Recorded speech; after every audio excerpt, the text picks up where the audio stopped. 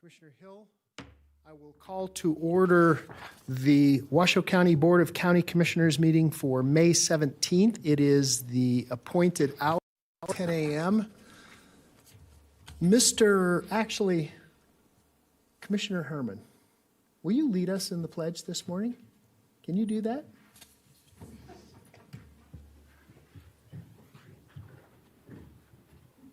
I pledge allegiance to the flag of the United States of America and to the republic for which it stands, one nation, under God, indivisible, with liberty and justice for all.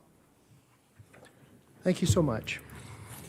Madam Clerk, will you take us into item number 2, roll call? Roll call. Von Hartung, Chair. Here. Vice Chair Alexis Hill. By Zoom. Here. Bob Lucy. Here. Kitty Jung. Present. Jeannie Herman. Here. Assistant County Manager Dave Solero. Here. And Chief Deputy District Attorney Mary Canderas. Here. And I'm Jan Galasini, your County Clerk. Sir, you have a quorum. Thank you, Madam Clerk. Mr. Manager, would you take us into item number 3? I will. Item number 3 is an appearance and presentation by Dr. John Clacking. So, Mr. Clacking. Dr. Clacking.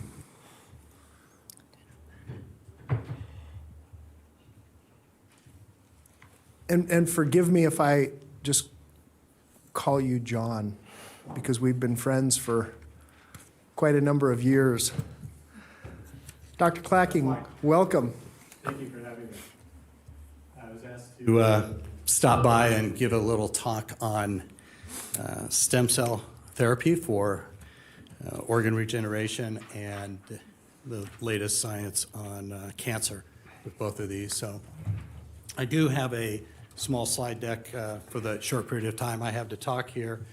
But I'm going to tell you a little bit about where this industry's gone, and I'm going to compare it right now to cancer, where we were with cancer in 1940. Really, the first cancer hospitals were formed around the 1940 period, and I want to show you how that has grown and where stem cells are in relation to that right now, and then we'll go through and talk about some of these different things that stem cells are doing. So, if I could have, if you don't know my background, I lost both my wife and son to cancer, and my background is in cancer research. So I have a strong feeling for a lot of this and studying it quite frequently on how we can proceed forward with stem cells now. So if you're going to have the first slide there, this is just going to start out with a basic slide of. I'm sorry. Right here. Okay, perfect. Okay, that's it. The reason I'm showing you this slide is you can see this is Texas Medical Center. This is the largest medical center in the world. It is twice the size of any other medical center in the world. And it started out, it just shows you what you can do when you start out. You know, the $100,000, 160 acres, Texas Medical Center, that was started by a grant from MD Anderson, was one of the main components of this. Many of you have heard of that cancer hospital. MD stands for Monroe David Al Anderson, who was a wealthy cotton merchant that left $2 million to the state of Texas, and then Texas matched it to form one of the first cancer hospitals. That's what it looks like today. That is all one medical complex and how it's growing. And you're going to start seeing the same thing with stem cells as it moves along. That technology is equal, I would say, in this to the effect it's going to have, I think. So that is a massive center, all connected, underground and above ground pathways to each of their buildings, multiple medical schools, multiple hospitals in there. So if we go to stem cells, just to give you a background of where we are, until Proposition 71 happened in California, we were kind of slow moving forward on the stem cell research for multiple reasons. But a guy named Bob Klein, who is in this area once in a while. He's a real estate developer, and he decided he had nothing, he was just passionate about it. He's not a researcher, but he got Proposition 71 passed in California. That raised billions of dollars and was just renewed in their latest election that they had. So thankfully it barely passed, but it did pass. And so this created a lot of research dollars for companies that are in California. So it's the Center for Regenerative Medicine. What I wanted to show you here was that, so you can see there's Stanford University before the funding of this bill, and then here's how it's affected Stanford and all the research that's going on now in stem cells. So it is really growing. We're seeing this tremendous expansion across the nation. We currently have about 3,000 clinical trials going on in cancer, in stem cells. Here's another effect. Here's UC Davis. I sit on the board of UC Davis's veterinary school, and this is UC Davis before the stem cell bill. This is it after. And I know that's very convoluted. You're not supposed to read it, but you can see what kind of expansion it had on UC Davis for doing stem cell work. My company was founded, Endocrine Bioscience, back in New York City at Cornell. We were the first company ever incubated at Cornell Medical Center in the city at Cornell Weill, and then we moved out to California specifically to get stem cell money, and I paired us up with UC Davis, and that's been very valuable to us that we could get some of that money to do research. So this is my partner, Dr. Shaheen Rafi, and this is not to just throw out something there about him and stem cells, but what we're known for, and I'm going to speak regarding some basics here, and this is just, don't worry about the chemistry up there, but we have what are called endothelial cells, and the best way I can explain an endothelial cell, if you just look at your wrist and look at your blood vein, endothelial cells make the blood veins of your body. They are what's attacked by COVID. They're the lining of your lungs, and that's what gets inflamed and causes all the problems and sets off the immune reactions, the cytokine storm that is problematic with COVID. These guys, we thought, were just a conduit. They were like what I like to call the sprinkler pipe of your body. They carried the blood around. We found out they actually interact with tumor cells and interact with stem cells. So what they do is they actually program it and have factors that they interact with. Much like platelets. Platelets were discovered to just clog your blood if you had a lesion, a cut or something like that. We then found out that platelets play a much larger form.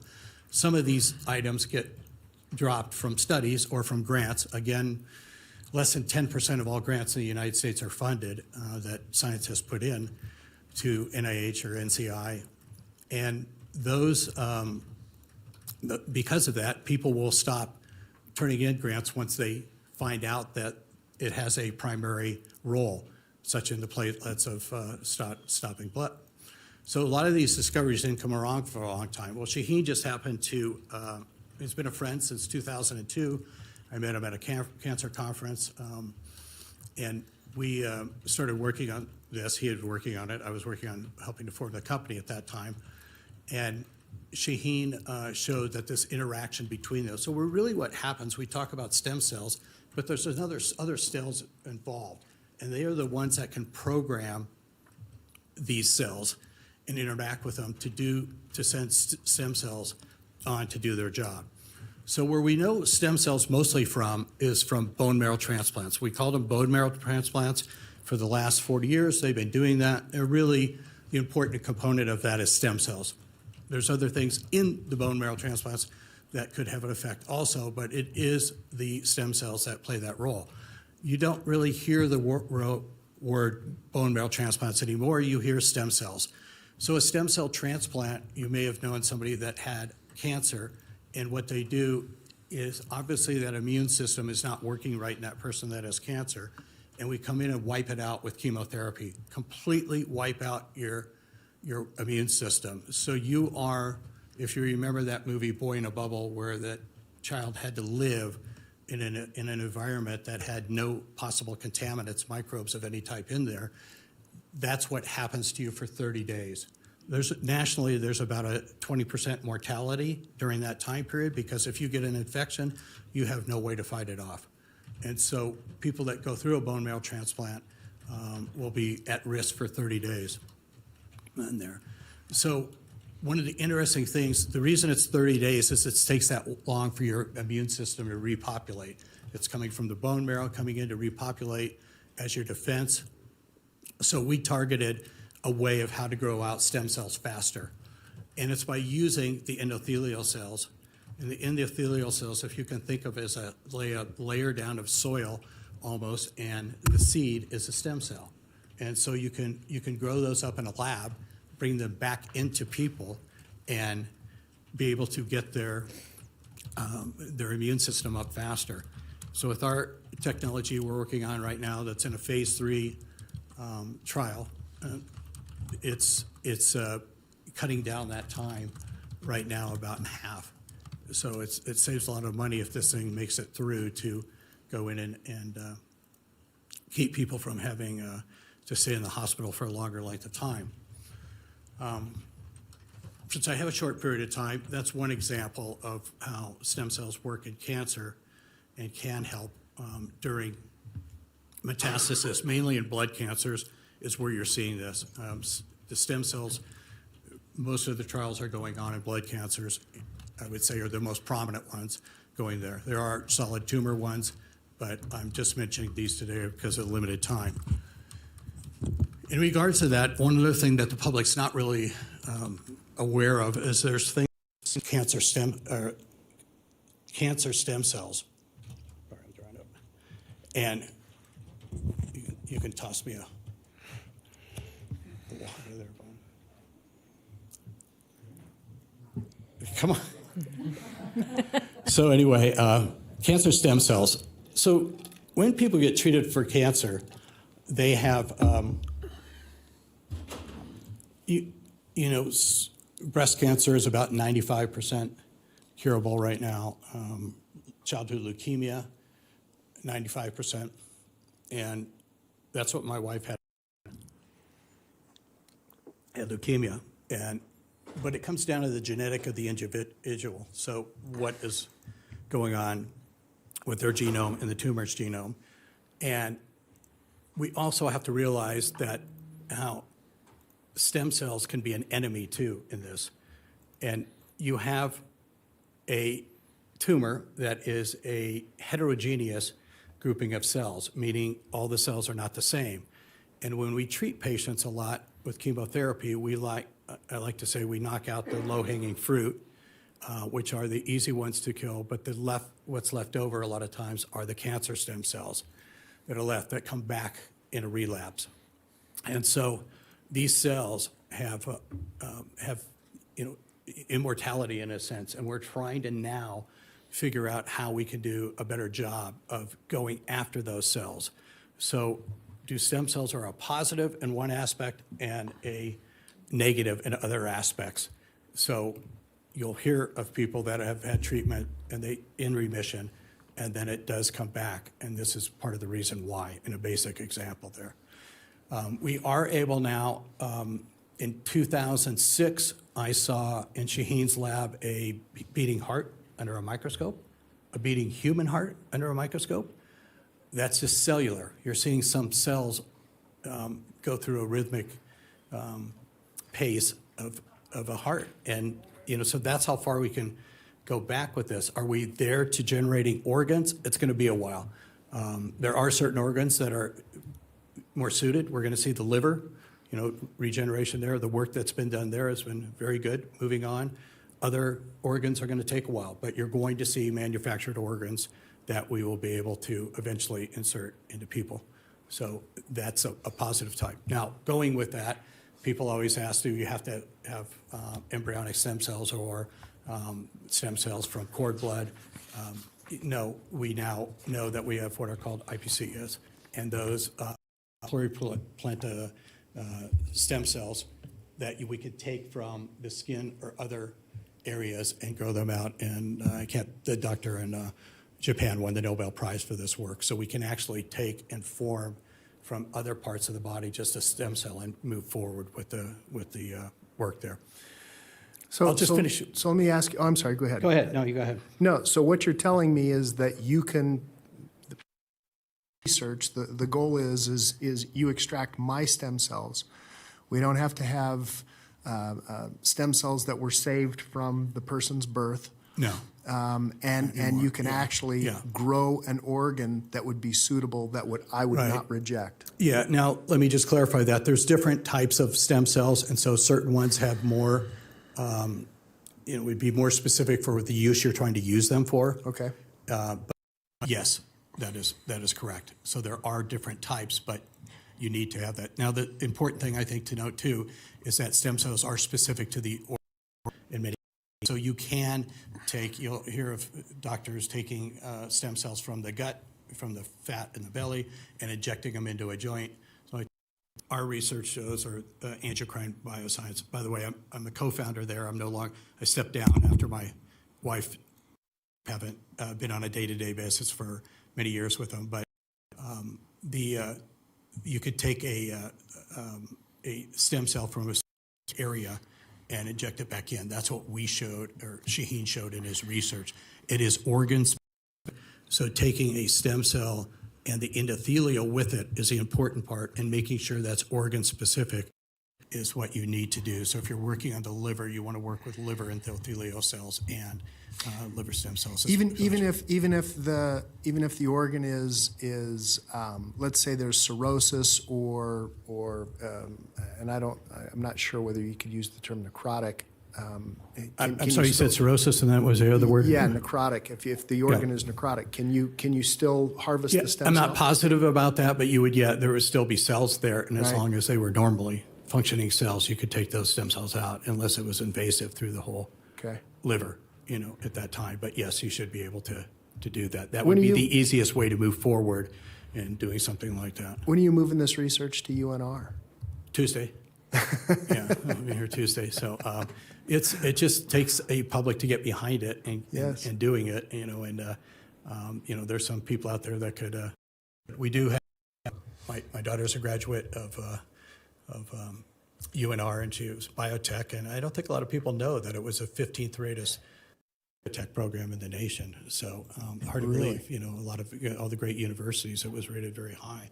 So she just has done very well with her jobs after that too. So Well, Dr. Clacking, this board has been very supportive of the donor network and Donate Life programs, and that's part of the reason why I asked you to come and just give us a brief presentation, because we don't get the research that's going on around the nation, and Yeah. people like you that have been involved in it, and most people don't realize that we have some of the greatest minds in the world, and I'm going to count you as that.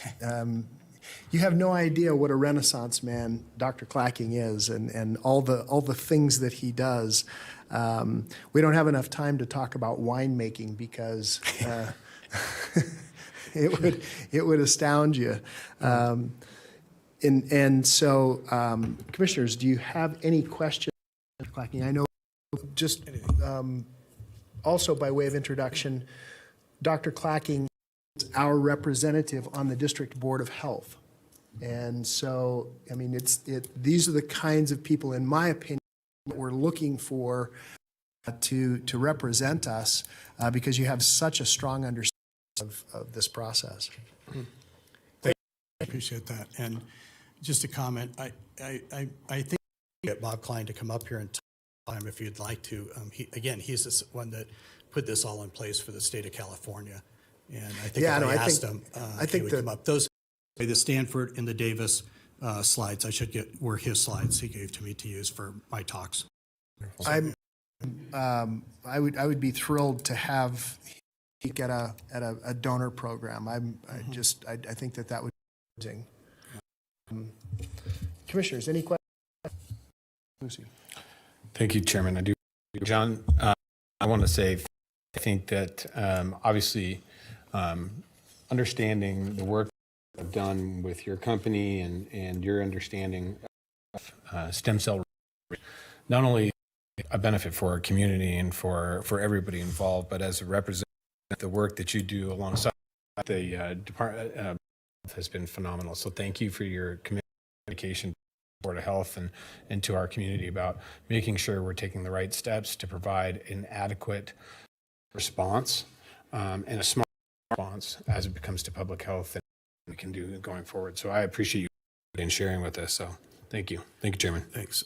Just to comment on that in regard, you said smart, and I think that's really important too. There are places that will inject into you that you may have when you're doing it. So don't think stem cells are the miracle.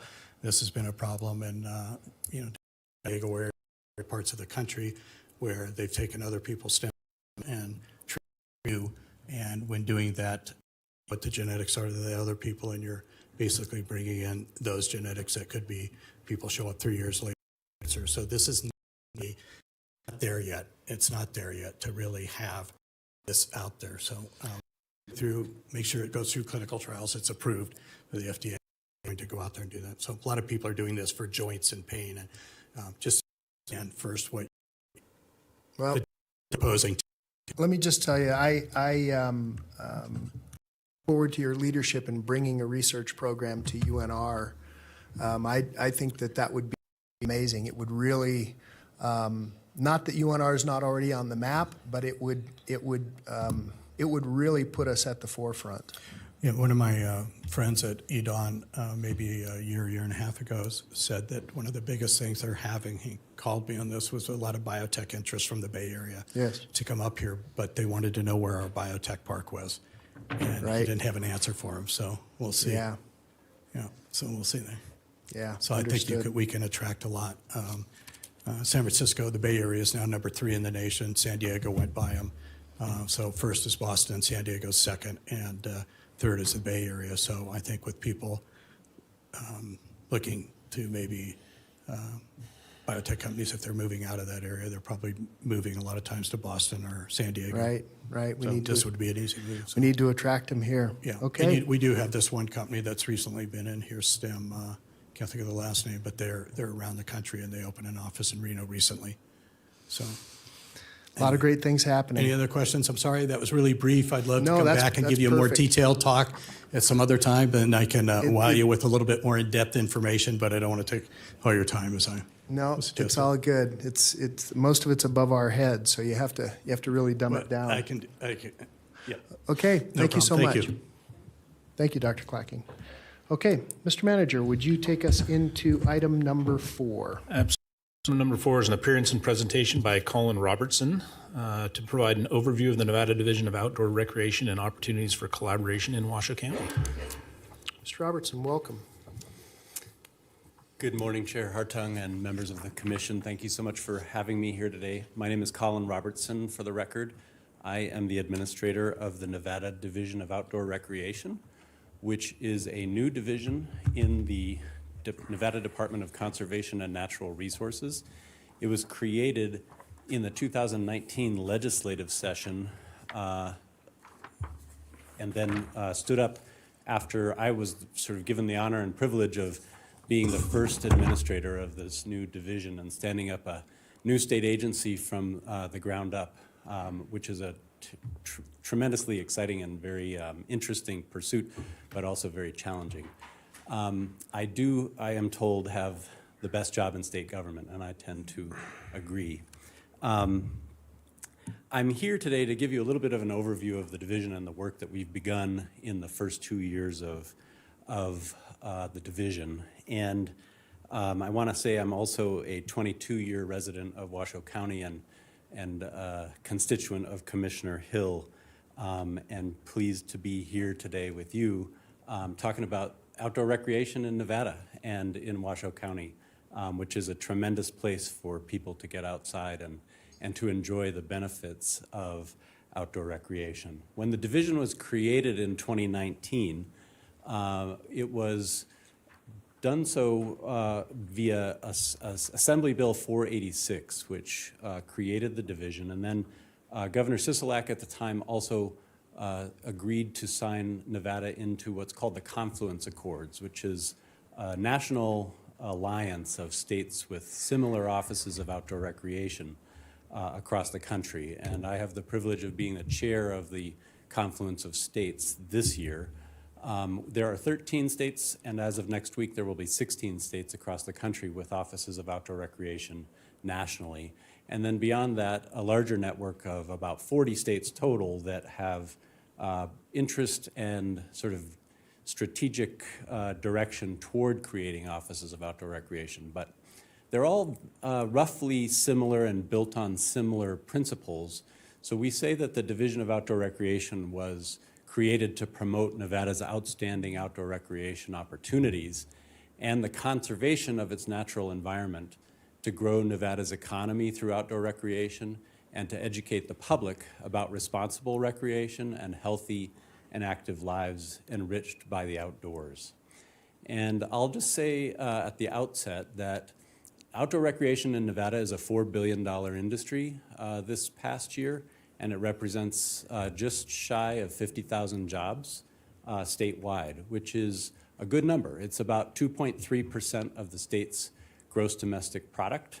That's a number that's smaller than states like California or Colorado, but it's a significant and meaningful percentage of the state's gross output as a sort of metric and pillar of the state's overall economy.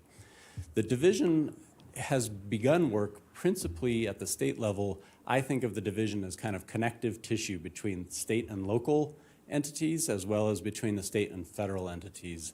And a lot of the work in the first couple of years of the division has been focused on relationships with state and federal agencies, and then moving into local relationships with city and county governments, but also with lots of small local nonprofits that are organized in the space of outdoor recreation.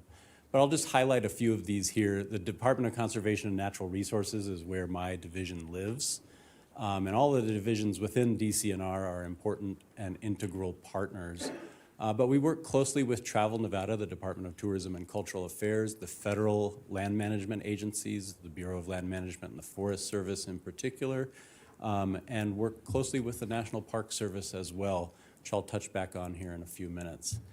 We do work collaboratively with the Governor's Office of Economic Development in terms of promoting and helping small businesses and large both that are working in the outdoor recreation space.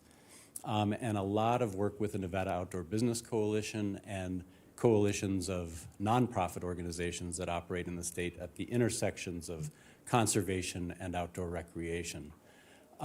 We're very involved with the Main Street program as well, working with communities across the state. That program is administered by the Governor's Office of Economic Development, but it's been an opportunity for outdoor recreation conversations to be brought into many of Nevada's rural communities, which are oftentimes the gateways to Nevada's most beloved outdoor recreation opportunities in the state. I want to mention just a handful of kind of current priorities of the division. We have been working for over a year at this point on a revision of what's called the Statewide Comprehensive Outdoor Recreation Plan, or SCORP. The SCORP is a document that's required by the National Park Service in order for the state to benefit from Land and Water Conservation Fund dollars, which are deployed in Washoe County through parks and recreation opportunities. The state of Nevada receives not quite $4 million a year in those federal fee-based funds, and about half of those dollars go to local jurisdictions to support outdoor recreation infrastructure and access. The SCORP needs to be on file with the Park Service in order to benefit from those stateside grants. And it's a document that kind of guides the investment of those dollars over the course of 5 years. I'll come back to that in a moment. The Nevada Agreement for Recreation Shared Stewardship is related to the SCORP, but it's a document that I have been working with federal and state partners for about a year to create. It was signed by Governor Sisolak on March 23rd, and it's a document that was signed by every federal and state land management agency operating in Nevada, plus the Departments of Tourism and Cultural Affairs and the Department of Transportation for their role in influencing how, where, when, and why people recreate outdoors.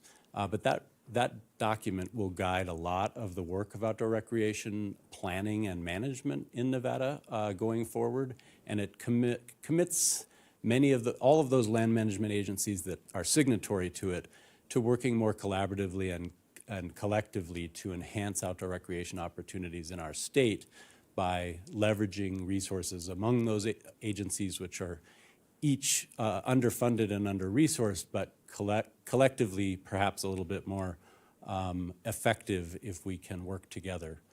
I spend a lot of my time trying to sort of remind people about Nevada as an outdoor state.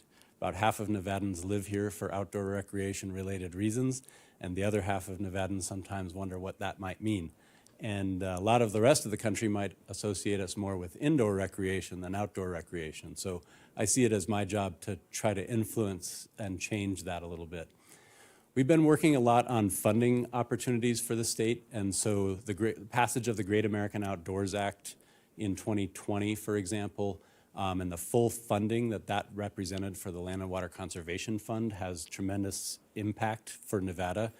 That's going to increase the amount of federal fee-based funds deployed in the state. And then, as you know well, the economic downturn as a result of COVID has led to opportunities to find investment in the American Rescue Plan Act, and especially through the Economic Development Administration. I mentioned the economic impact of outdoor recreation in Nevada being about $4 billion a year. We know that at the sort of highest level, at the state level, the Economic Development Administration and the Bureau of Economic Analysis and the Outdoor Industry Association all study the economic impact of outdoor recreation at the national level down to the state level. But I'm using some of the EDA money that the state received through my division to look at the economic impacts of outdoor recreation at more local and more granular levels so that we can understand at a greater level of detail what outdoor recreation economic impacts actually are in places like Washoe County. A lot of the work has been focused on rural community and economic development associated with outdoor recreation. And that's, as I mentioned, important because many of our rural communities are gateways to some of the just most interesting and beautiful opportunities to recreate outdoors in Nevada.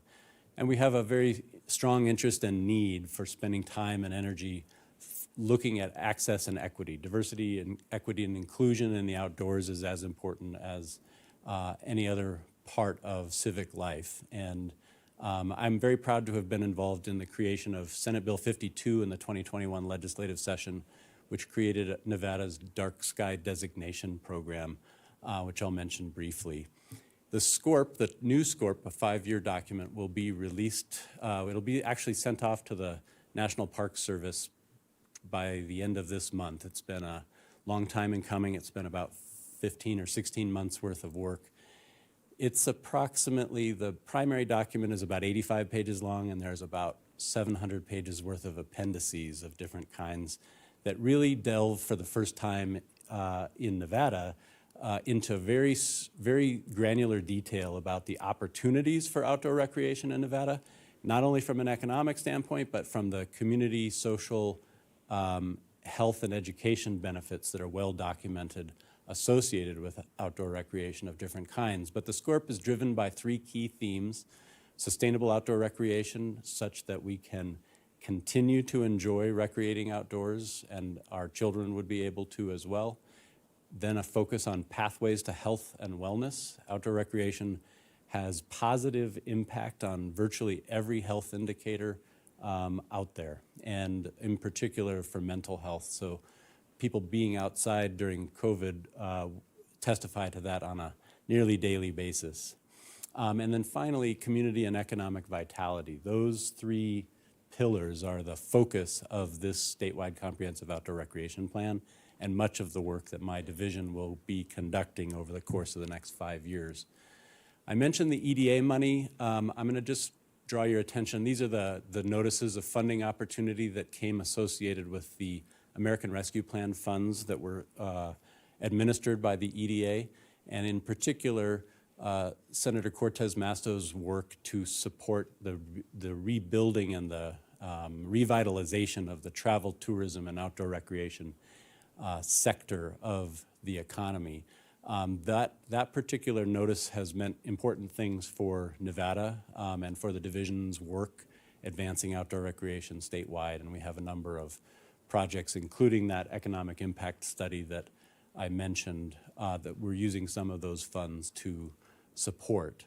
I also want to mention that it has a direct impact on Washoe County in that some of those EDA dollars are earmarked for a specific project to look at and work with Forest Service partners and community partners across all sectors about the needs for planning and management of the Tahoe Meadows in the Mount Rose Highway corridor.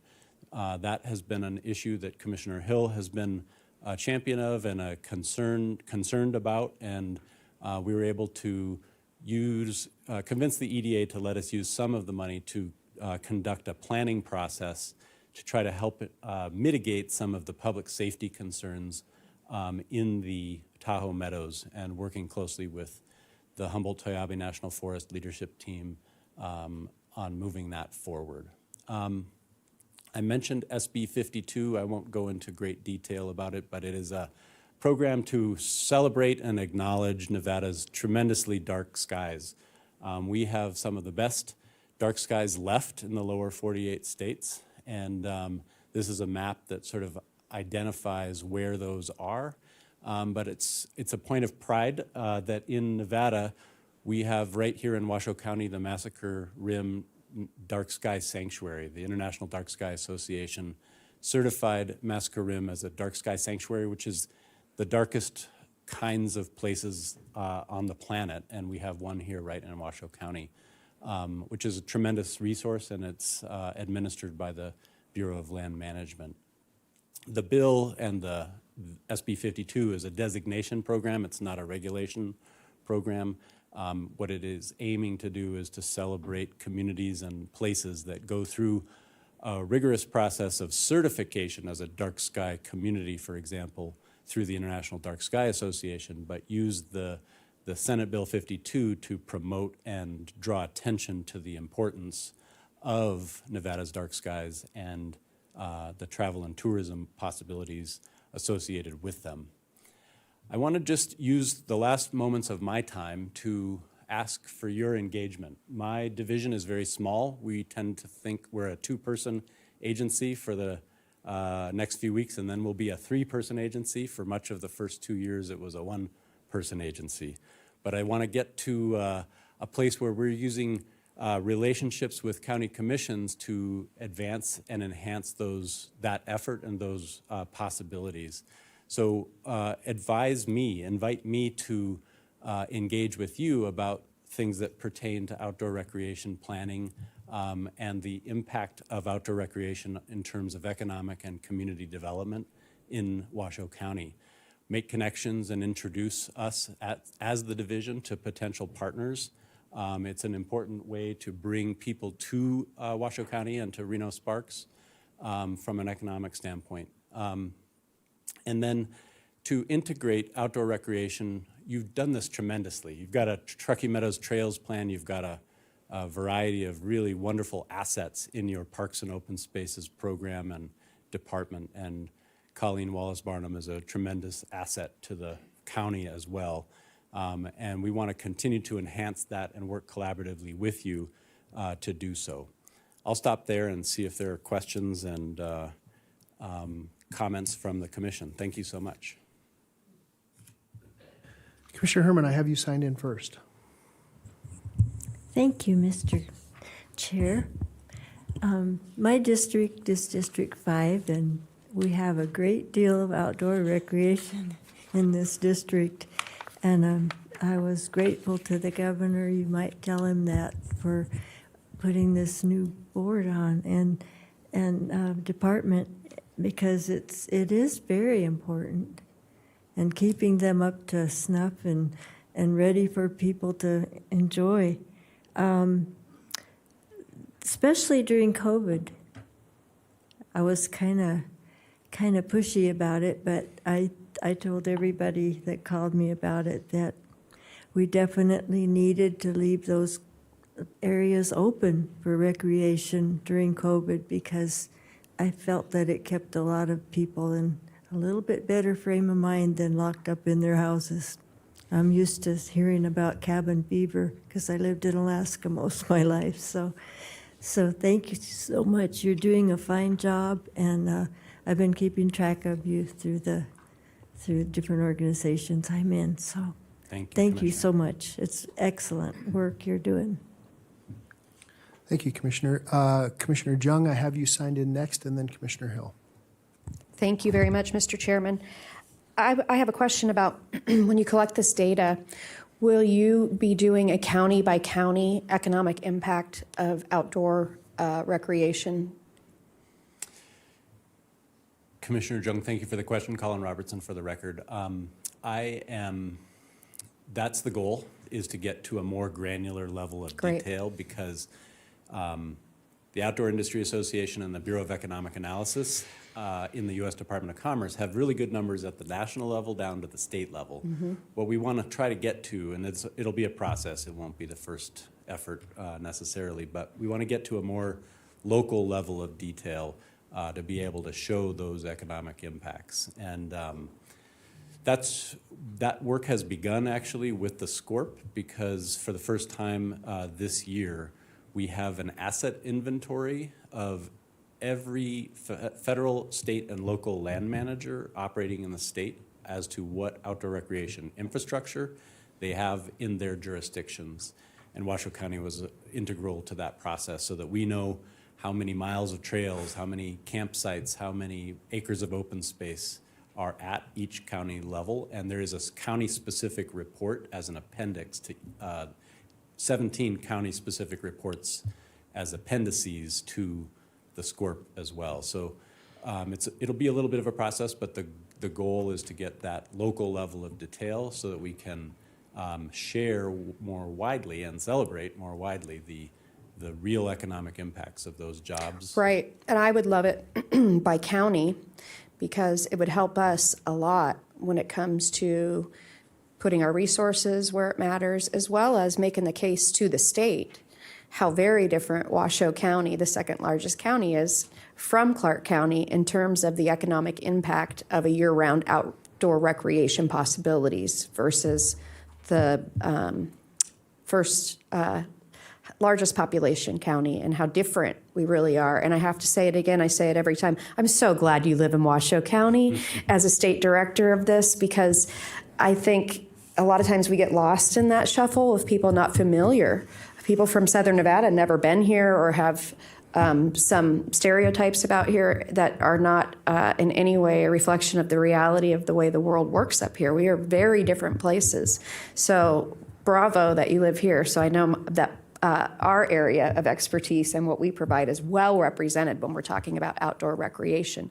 The second question is kind of personal for me. What's the closest dark sky area to go see the stars with lodging in northern Nevada? It's almost impossible. Well, the kind of lodging, I guess, might dictate some of where you would go, but there are tremendous dark sky resources across the entire state. And in fact, the city of Boulder City, for example, is exploring a dark sky lighting ordinance right now for the purposes of taking advantage of the proximity to Lake Mead National Recreation Area, which is the 5th most visited national park unit in the United States. And people are coming there for the dark sky opportunities, among many others, associated with the lake. Very bodies. And floating, yeah, a variety of things that are floating to the surface, right? The opportunities for dark sky tourism are significant in northern Nevada and across the state. So we're working to try to promote that and to also conserve, encourage the conservation of dark sky assets as much as other kinds of natural resources. Okay, thank you, Mr. Chairman. Thank you, Commissioner. Commissioner Vice Chair Hill, I have you signed in next. Thank you, Mr. Chairman. And Commissioner Jung, I'm going to take you out on a camping trip to Massacre Ridge, and you will be amazed about all the stars that you'll see, and we'll have a lot of fun out there. So I'm so excited that you're here, Mr. Robertson. Thank you for all of your incredible work for recreation, outdoor recreation in our state. I mean, just a one-man show for so long. It's just incredible what you've been able to do. And thank you for your work in the Tahoe Meadows. It's a grave concern to my constituents, and also I worry about tourists coming to that area that don't realize that's a major highway going through there. So your work on the planning process and getting me calmed down to really look at it and focus on it and see the best way to move forward. I really appreciate that, and I didn't know that you had received the funding for the planning, so I'm so excited. And any help that Washoe County or I can provide, please let us know. I also wanted to let you know that there is a project that I think we do need some guidance on. It's the Ambrose Dam, and I'm not sure if you have been contacted by folks who have concerns about river rafting near that part of Ambrose Park in Washoe County. But I think it's a state dam, and we're looking at it at the flood project. But I think that really engaging with you and your team, and I hadn't even thought of reaching out to you about that. So let's talk offline and see if there's ways that we can work together on that. And I really wish I was there so I could, tell you in person, just you're doing an amazing job. And I appreciate all the work, just like Commissioner Jung said, that you're doing in Washoe County. We can't thank you enough for really highlighting the incredible outdoor opportunities we have in our community. Thank you so much, Commissioner. I want to also maybe just mention in relationship to Commissioner Hill's comments that it's really important and very valuable that Washoe County has participated in a destination stewardship planning process for Lake Tahoe, and that has been supported by the county, and Commissioner Hill's been very engaged there, and that process is underway this week. In fact, there have been visioning workshops last night in Kings Beach and this evening in Incline Village and tomorrow in State Line to try to come to a collective vision for the future of Lake Tahoe that helps to steward those natural resources and the tourism and outdoor recreation economies that are thriving because of Lake Tahoe. That work is really important and very valuable that Washoe County has been engaged with it. And Mr. Chairman, may I say one more thing? Yes, go ahead. Thank you. I'm so glad you brought up the Tahoe Stewardship Program. That was also on my list. And I got so excited about other programs, but we actually have the group coming to present to us. I think Julie Reagan will be coming to the board. And Colin, you have done incredible work on that team as well, representing Washoe County as well as the state. So I do thank you for your hard work on that team. And we're really excited to see how we can preserve Lake Tahoe, but also ensure that people have equal access to it. And that's like really a major initiative for this board and certainly for me. So thank you. Okay, Commissioner Lucy, I have you signed in next. Thank you, Chairman. Colin, thank you so much for coming in this morning. I do appreciate it. As going through your slide, I did have some questions. In the division partners that you have lined out here, you have Travel Nevada, which is an NCOT. But have you reached out and worked with the other CBBs across the state, LVCVA, RSCVA, Incline, Crystal Bay, their Visitors Bureau, to get, because I'm trying to, I guess, through the SCORP and trying to educate individuals and tourists to the community about very smart stewardship as it pertains to, environmental recreation and outdoor recreation and how that's sustainable and making sure that we're providing that information. How exactly are you working with those agencies? Thanks for the question, Commissioner Lucy. Colin Robertson for the record. We are very much involved in conversations across the state with convention authority, especially in the major metros, and then in some of the more rural communities with some of the destination marketing organizations. For example, like White Pine County Tourism and Recreation is a key, and it's an opportunity to mention, for example, the work that I and my agency does with the National Park Service is not limited to the SCORP. We're very actively involved in shepherding projects across the state to helping a program within the Park Service, the Rivers Conservation Assistance Program, which provides technical assistance to locals that invite them to come to the community and look at outdoor recreation infrastructure opportunities.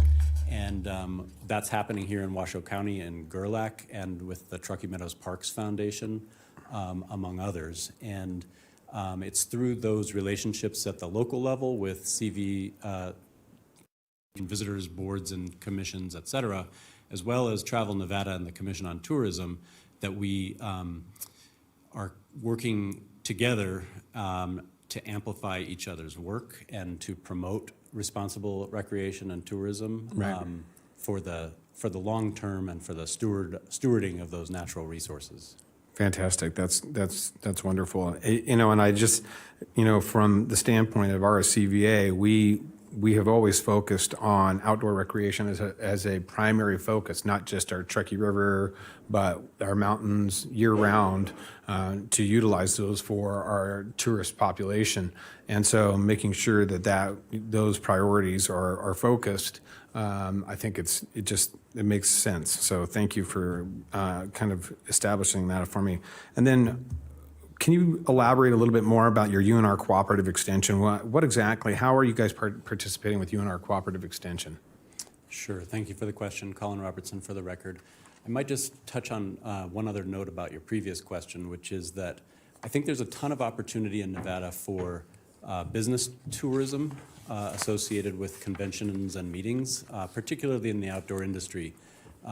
Reno Sparks in particular is a perfectly sized market for kind of niche markets of business meetings and conventions, and that is I think a really important way that the Division of Outdoor Recreation and RSCVA and LVCVA can work together to try to generate more of that business oriented traveler coming to Nevada for outdoor recreation. Now, can you remind me of your cooperative extension? How cooperative extension works within your current priorities?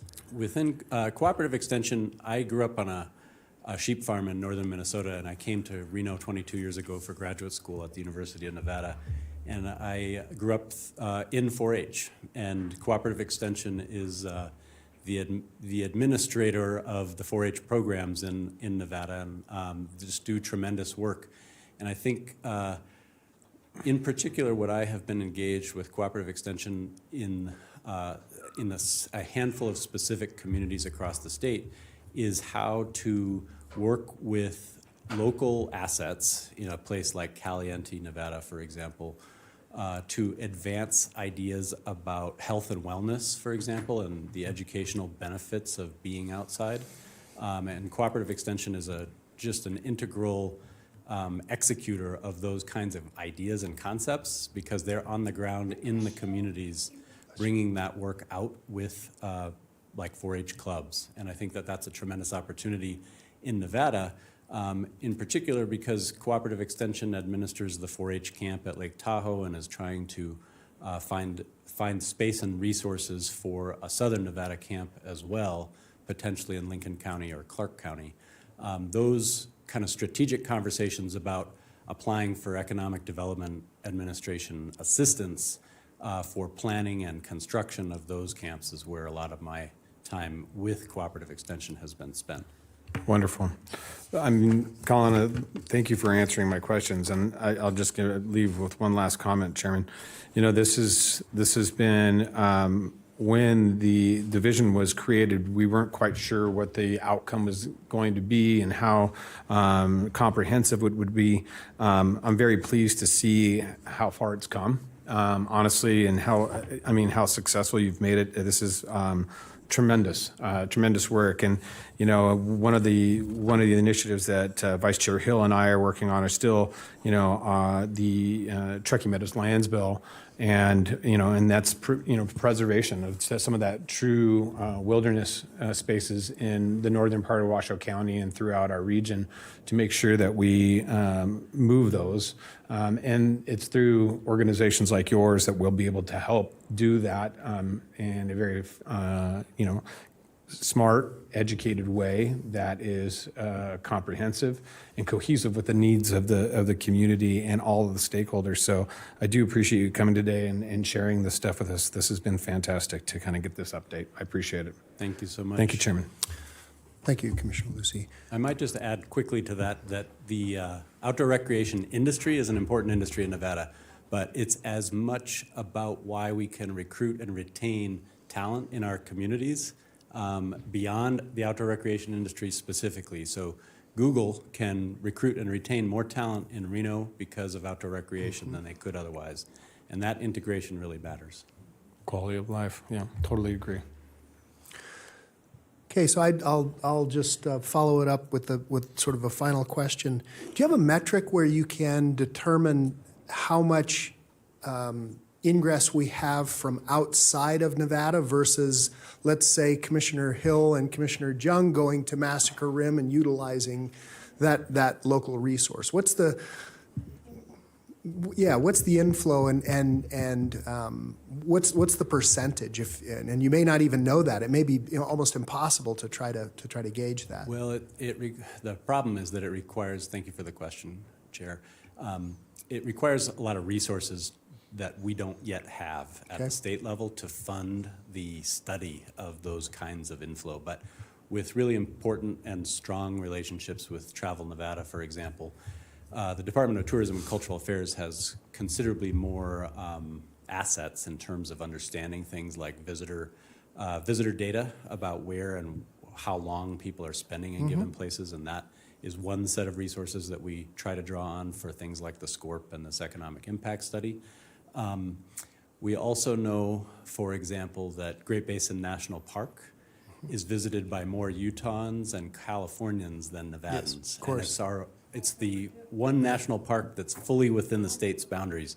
So I would like to see more Nevadans sort of take a point of pride in that national park, for example, and reorder the number of visitors being primarily Nevadans, which is just a tremendous resource and asset in our state.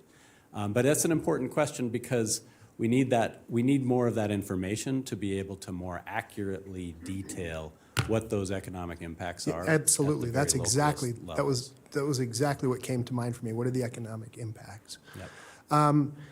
Final question.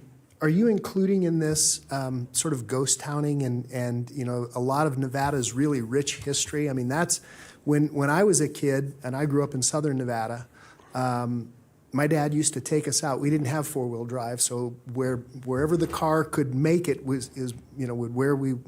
that's where we would go. And he was on a lot of really sketchy roads, but we loved to go and visit the history of Nevada, and the rich history that Nevada actually has of what are now ghost towns. It's a great question, Chair Hartung, and thank you for it, Colin Robertson, for the record.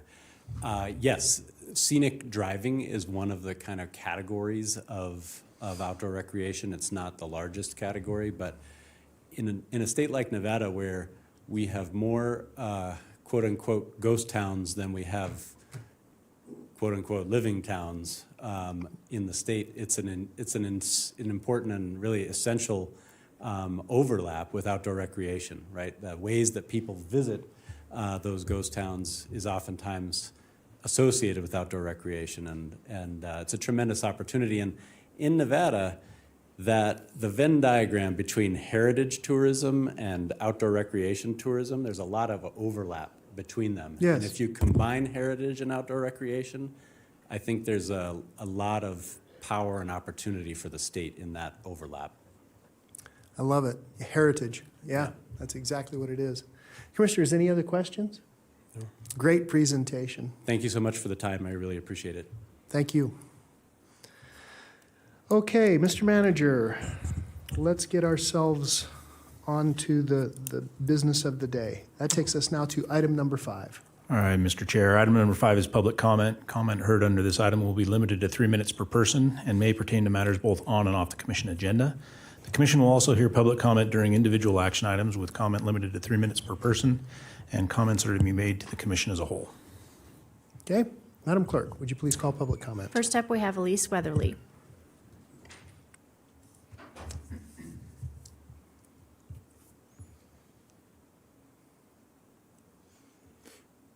Welcome, Ms. Weatherly. Good morning, Elise Weatherly. My business name is called The King's Conduits, and I have a website called thenewburians.com.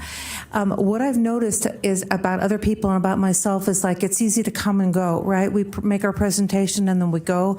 Well, as soon as June hits, I plan on trying to stay here as long as I can because what you guys have to say is interesting. But I'm like, I'm a jittery person. I had a boss when I first came to town, the brickless, windowless building on Vassar and Terminal Way. Her name was Patty Evans, and she used to go around like this, and I would just like follow with her, and it was wonderful. But now I'm going, okay, I'm still jittery. Is it because of the brain surgery that Dr. Jenly Dawn Waters performed here in Reno before she moved to Stanford? She's at Stanford now. I don't know what's causing it, but I'm just going to go ahead and try to live with it. What I've noticed in my life, too, is that I want to be heard, but I have to listen first. That is one of the hardest parts about life. Gordon Lightfoot has songs that most people just go la la la la la, right? I obsessively analyze what he's saying. Okay, does anyone know where the love of God goes when the waves turn the wind into the minutes to hours? And I go, well, I do. Do you know why I do? Because of Miles Coverdale. That's how I know what's going on. Miles Coverdale, ancestor of David Coverdale, Whitesnake. He actually, I don't know if you guys have heard of Tyndale or not. Tyndale was trying to convert the Word of God entrusted to the Jews into English so that we could read it for ourselves. Well, Tyndale got in trouble because the people in charge go, no, they can't read that for themselves. We're going to tell them what's in it. We'll add a little piece here and there, and we'll subtract a little piece here and there. We'll twist things a little bit. So they murdered Tyndale, and Coverdale took over. And now because of that, me, the little conduit that's very replaceable, by the way, gets to read the Word of God and study it and go, oh, does that still apply to me? Does that still work for me? Oh, yeah, apparently it does. How about Joni Mitchell? You could have been more than a name on the door on the 33rd floor in the air. That's for Elon Musk. Okay, Elon, you could have been more. He has so much to offer. Yes, the scenic drives that we could take it because of no gas with Tesla. But he got so involved in his own stuff that he's missing the mark. So I have a song called You could have had it all, but you prefer to fall. And I won't tell you who it's for because me and Tom Gordon will, announce it later. But the fact of the matter is that all of us can get tripped up. We can all think that we're higher and more important than we are. We all forget we're just kind of little conduits, right? As I told someone this morning, I'm not needed by God, but He wants me. And I love that. Thanks, guys. There's nobody else signed in. Okay. We will close public comment and bring it back to the board. Mr. Manager, that takes us now to item number 6. Mr. Chair, item number 6 is Commissioners, County Manager's announcements, reports and updates to include boards and commission updates, requests for information or topics for future agendas. Do you have any such items, Mr. Manager? I do have one item. I was going to wait till item number 10, but I thought I'd go ahead and cover it now. So, Commissioners, much like last Tuesday's agenda, the agenda contains some items that make it appear like Washoe County is expending additional appropriations for homeless services. I just wanted to remind the public, as the Commission already knows, that but item 10 is an award of a contract for management of the CARES campus with contracted staff to begin July 1st, 2022, utilizing funds that are being recommended in fiscal year 23 budget, which have already been discussed at past board meetings necessary for the day-to-day operations of the campus. So just wanted to make sure that the public understood that. Okay, thank you, Mr. Manager. Vice Chair Hill, I have you signed in first, and then Commissioner Herman. Thank you, Mr. Chairman. I wanted to, and the board has already heard this, but the public has not, perhaps if they didn't tune into the fire board meeting, but I had a chance with many of our staff to go to Emmitsburg for a FEMA disaster training. And I was so impressed with our emergency management staff, our sheriff staff, and our manager's office staff, and that includes Mr. Eric Brown, our manager. There was just such incredible leadership, and there's so much work that this team does to prepare Washoe County for emergencies. And so I learned a lot during this training and exercise. And I just wanted to make sure that the community and our commission knew what great leadership we have at Washoe County for that next disaster. And so that was a great experience. And I look forward to, further planning and investment in emergency management for Washoe County. Additionally, I had a CAB meeting last night, and it was brought up, a constituent has a neighbor with a lot of weeds in their yard. And it was brought up that he had gone to code enforcement and asked for some sort of citation of his neighbor because he has very legitimate concerns of fire danger in his neighborhood. He lives in the Verdi area. And we do not have any weed codes to cite folks for long unkept weeds. And I feel like in a fire danger area such as our region, it may be something that this board needs to look at. I don't know all of the history, but I'd love a update and presentation by staff on that to see if that's something that we need to look at for future code enforcement and public safety for our community. So thank you, Mr. Chairman. Okay, thank you. And there is a very long history on weeds and painting of houses and all kinds of things in code enforcement. Commissioner Herman, I have you signed in next. Thank you, Mr. Chair. I just have a little bump in the road problem here. So we have in Lemon Valley, there's one remaining bump, and we've got the speed up to 35 miles an hour now. And some people are having a little problem with some damage to their cars. So I would just like to see that maybe get fixed.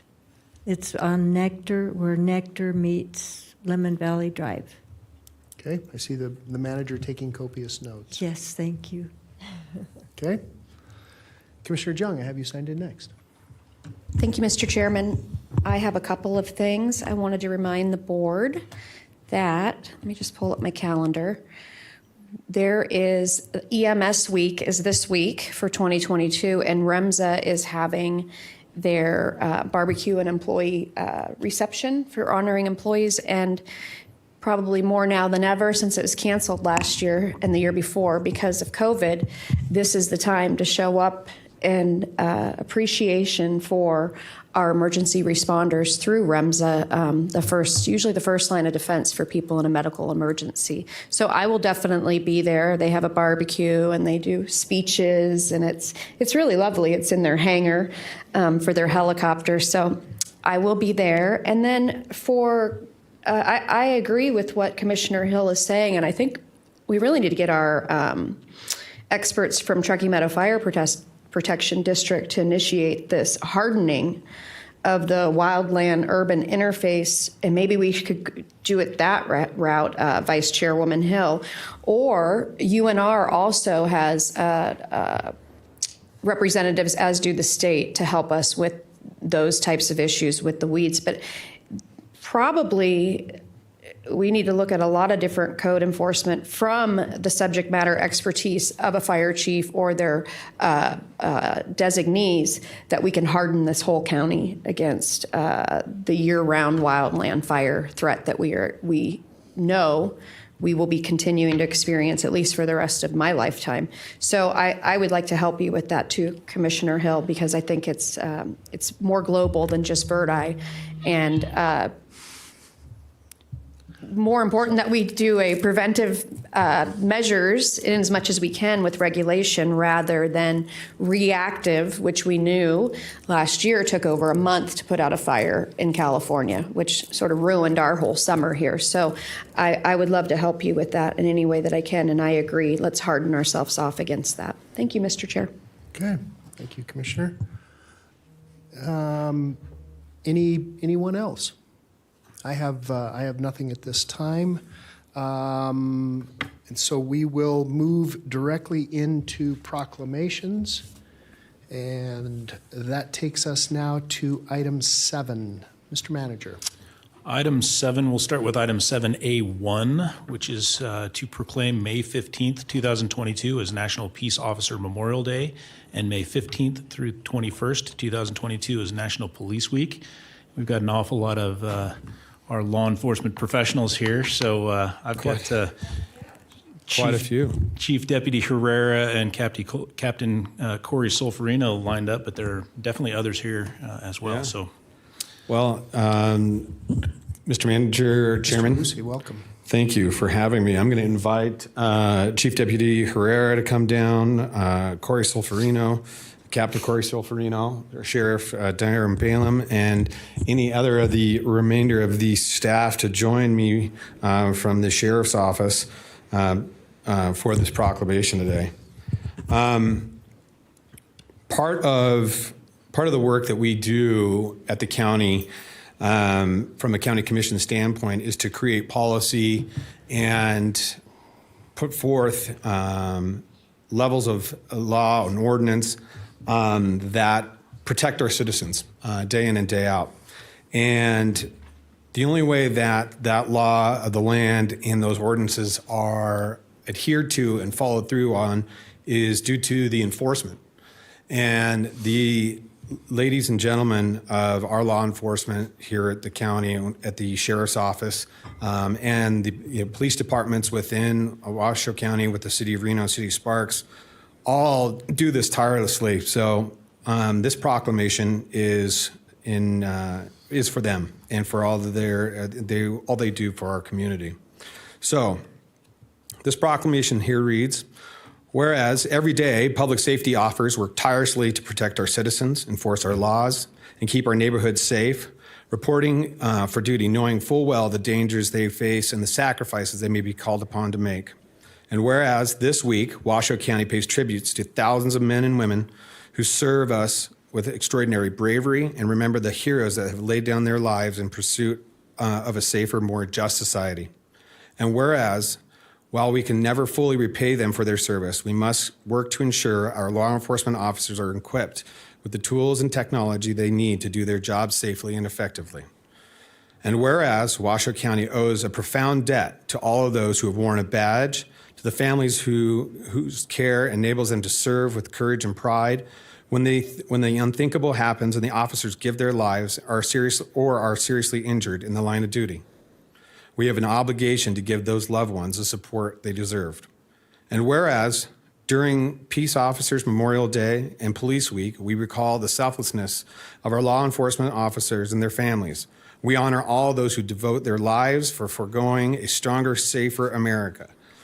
Let us reflect on the invaluable contributions we enjoy as the peace they bring to our communities. Let us vow that their service will never be taken for granted. Now, therefore, the Washoe County Board of Commissioners does hereby proclaim May 15th, 2022 as National Peace Officers Memorial Day and May 15th through the 21st of 2022 as National Police Week. Signed the 17th day of May 2022 by our Fair Chair, Vaughn Hartung. You're welcome. You know, before you speak, Sheriff, I want to say a couple of things. May 6th, we had the Hoff Memorial. It was extremely well attended. Again this year, we had the governor, we had senators, we had congressmen, and I mean everybody came out to honor our fallen police officers. I am deeply touched by the brave women and men who strap on a bullet resistant every single day and go out and put themselves between harm's way and us. I cannot begin to express my debt of gratitude. Thank you so very much. Sheriff? Well, thank you, Chair, and thank you, Commission. On behalf of all the members of the Sheriff's Office, we want to thank you for supporting us, especially over the last couple of years. You've helped try to get our numbers back up so that we can go out and do what we do and showing up for that memorial. Unfortunately, next year we'll have to add one of our own, Deputy Orsi, so hopefully you all can be there for that. But taking the time to remember all law enforcement throughout our region and the nation, we truly appreciate that. So thank you on behalf of all of us. Thank you. Gentlemen, anyone else? Okay, so here's the question. commissioners, do we want to, do you guys have just a couple of minutes where we can read a couple more and then we can just circle everybody in? Because I know we're going to want to do pictures of everyone, if that's possible.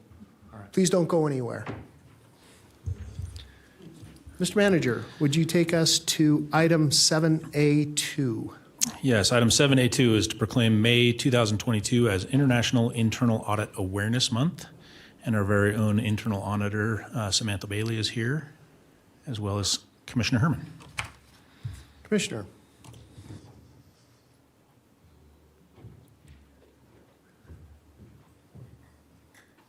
Everybody cringes when they hear the word auditor.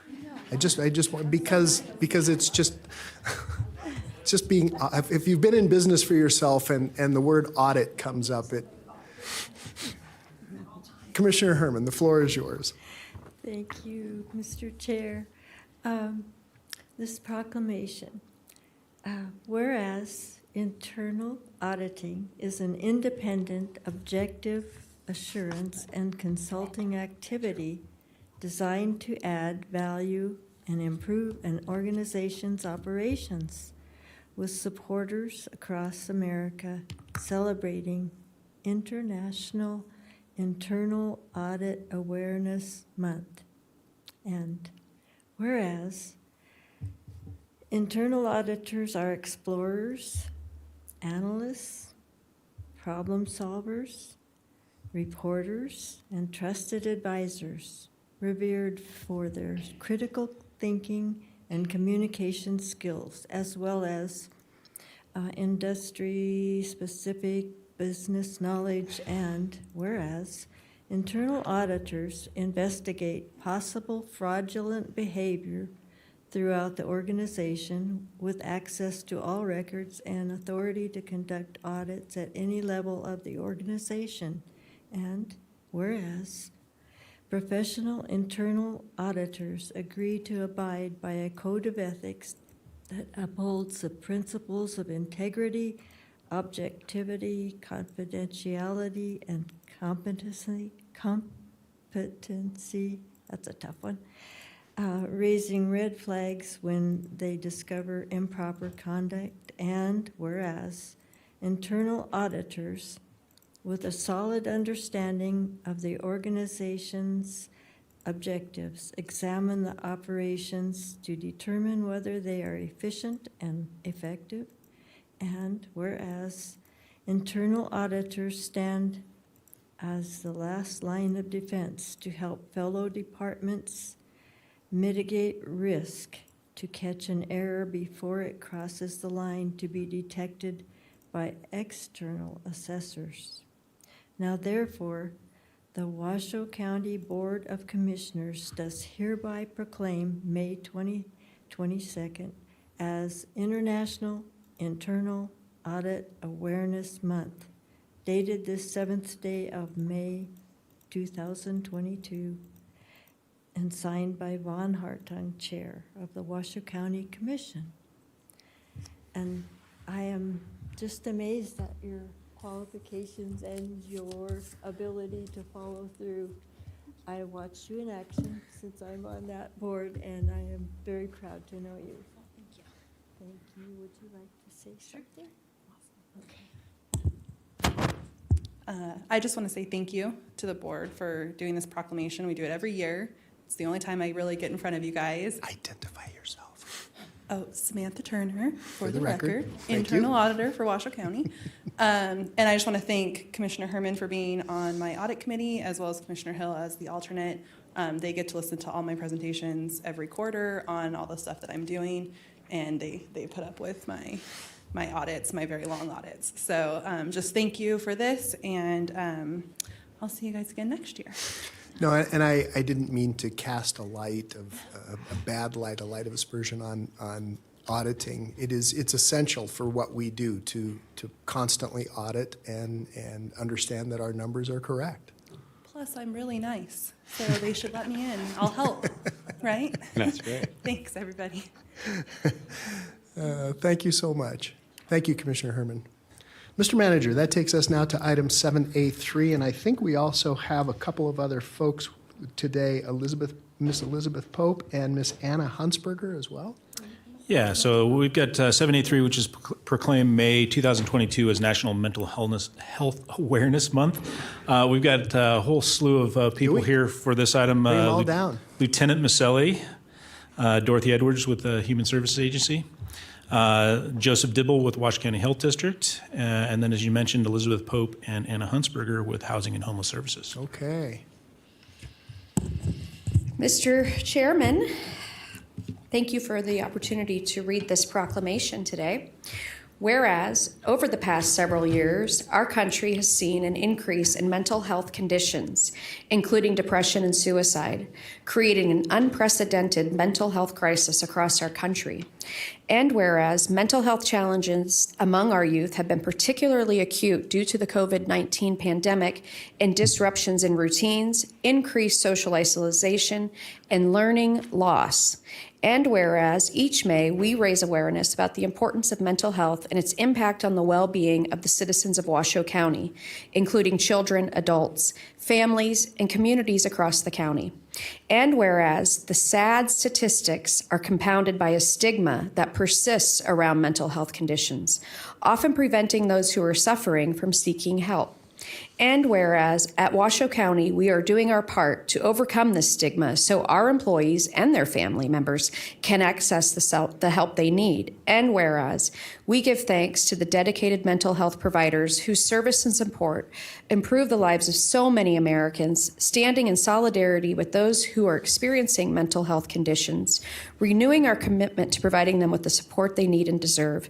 Now, therefore, the Washoe County Board of Commissioners does hereby proclaim May 2022 as National Mental Health Awareness Month. And I'm proud to say that our county benefit packages for employees and their families include lots of coverage over people being able to speak out and speak to professional mental health providers, so that anytime a person of our employee family finds themselves, which with 2,500 FTE, you can imagine about 10% a day, our 250 of our fellow family members are experiencing some sort of crisis of mental health. The acuteness or the chronic, I can't speak to, but I'm so proud to be a commissioner of the third largest employer in the region who provides such a slick program in response to how much mental health is so important for us to have a healthy organization and to have a healthy community and a quality of life that recognizes we all slip, trip, and fall and need to use our insurance specifically for that. And it's always been my biggest goal in life to get away from the stigma about that. I think the strongest person in the world is the one who has enough courage who says they need help. And so I really appreciate the leadership of this board, the chairman, the vice chairwoman, who also have been major advocates for the mental health of this community. Commissioner Lucy also, when he was chair during the COVID-19 shutdown, did everything he could to make sure that children had adult supervision when parents had to work still and had a place to go, and that we were thinking about that and trying to help the school district in as much as we can, because I think he saw too how his children were not being socialized at a critical age that they needed to be. And also online learning, I think we've all decided, is probably only good for about 0.5% of the kids that are in school. And it's usually those kids that need no assistance whatsoever.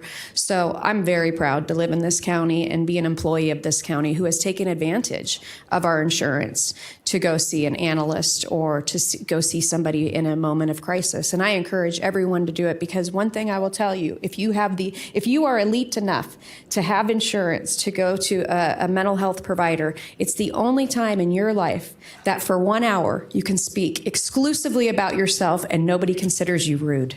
So I think part of that talk therapy is that, just being able to let loose. So I'd like to let the professionals that are down and look at, I was asking where you were, Mr. Soferino, that have been down at the legislature fighting for us, that Dorothy Edwards is now, we're getting funding through the governor to create these satellite mental health facilities that she has dreamed of since the day I met you, carrying on the work of Senator Leslie So I just want to let you all who need to talk, but I want to thank you so much for making sure that the youth and the adults in this community are getting the help that they need when they have a low moment or an anxiety moment or any other sort of biochemical reaction. Because remember, too, your mental health is largely dependent on your DNA, and there's medicine for that, and I'm a big believer in that. So thank you, Mr. Chairman. Here is And you know, Commissioner Jung, and I'm glad that Mr. Solferino is here, because we have really understood as a board, when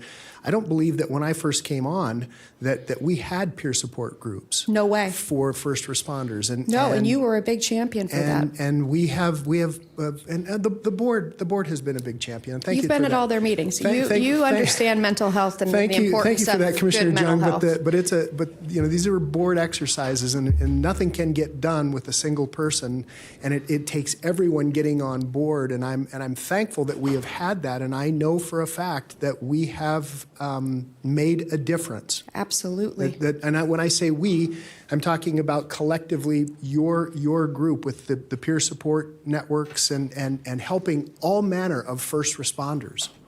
I know many people who work in the in the medical industry, especially ER, the ER profession, and it is very high stress, and they're under a great deal of pressure, and it breaks some of them, and so I'm glad that we're thinking about this. Please, I'm sorry to take up the Yes, the and microphone. I also believe that anytime, it's so hard to be a human being and have the human experience, and there's no need to have extra misery while you do that, because the universe will give you misery. Don't create more. So when you can eliminate those barriers, there's tons of data to support how much more the person contributes to their family, to the economy of the community, to helping other people in that same situation. So I can't say enough how much I believe in mental health. But here are the experts that can tell you why it matters. Ms. Edwards, do you want to go first? Just identify yourself for the record, Ms. Edwards. Sure. Good afternoon. Good morning, I think. Dorothy Edwards. I am your Washoe Regional Behavioral Health Coordinator. Long title, really. I just want to say a couple things. Remember that behavioral health is not only mental issues, but it's just substance use as well. I am so proud and impressed by the collaboration within our county of all agencies when it comes to behavioral health. We're working, our policy board, we're working on crisis stabilization. Our health district, through a collaboration with them, we've worked on COVID outreach now for the last 2 years, touching every person through the health district that has tested positive for the virus, reaching out for 15 minutes or more to provide sometimes just someone to talk to and say, hey, you doing cool? Are you okay? Sometimes resources, food. The emergency response plan, we've drafted a behavioral health section so that we can respond. If we've learned anything from the crisis, it's that we need to be better prepared for the mental health and the behavioral health. Our law enforcement, never have I been more blessed to work with mental health clinicians and law enforcement that excel. I could just go on and I won't, but it is a collaboration of all of these agencies. It's not just HSA or health or law enforcement, it's everyone. And you as well. Thank you for your support. I've taken a few of your calls and gone out to check on some of the people that you ask us to. So thank you all. Thank you. Anyone else? Please. Open mic night. Oh, sorry. Go ahead. No, Elizabeth, go. Hi, I'm Elizabeth Pope. Sorry. I am managing the case managers at the CARES campus, and I just want to say thank you for your support in bringing mental health to the CARES campus and to supporting the case management team that is going to be going out with the county most and supporting the Safe Camp as well. So thank you very much.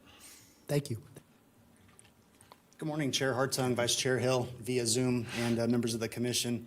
Corey Solferino for the record. Pleasure to have this entire coalition here today. Thank you very much. The work of the men and women behind us and the men and women of the Washoe County Sheriff's Office cannot go unnoticed. I want to thank Manager Brown and Sheriff Balaam and this commission truly for bringing mental health awareness to the Sheriff's Office. We go through some heinous calls, and sometimes the next one doesn't provide a whole lot of clarity or time to decompress, and it's just the next one, and next one. So changing those paradigms of the past and bringing mental health awareness to the forefront is really critical for our future success. I had the opportunity to attend the Southern Police Institute Administrative Officers course in 2019 and finished a subsequent master's degree there, where my thesis was on negative effect responses and maladaptive coping strategies for law enforcement. It's no secret that we don't handle stress well, and unless you have those outlets and unless you have those abilities to bring mental health awareness to the forefront and answer those questions that plague us, it just continues on into bad behavior and bad coping strategies. So by changing paradigms, by having this commission here and recognizing this, it's huge. And I thank you from the bottom of my heart and the men and women of the Sheriff's Office for bringing this awareness to the forefront. Thank you, Chair. Thank you. Anyone else? I want to thank you for the hard work that you do. It's not easy. We understand that. It takes a very special person, no different than law enforcement. It's a very special person that does what you guys do. So thank you so very much. I know you deal with a lot of substance abuse, people who are self-medicating, and that's one of the big cruxes. And you cannot fix people until you get them clean and sober, and then you can get them back on track and get them moving towards a life of productivity. So again, thank you so very much. Commissioners, can we take some photographs? Yeah. Okay.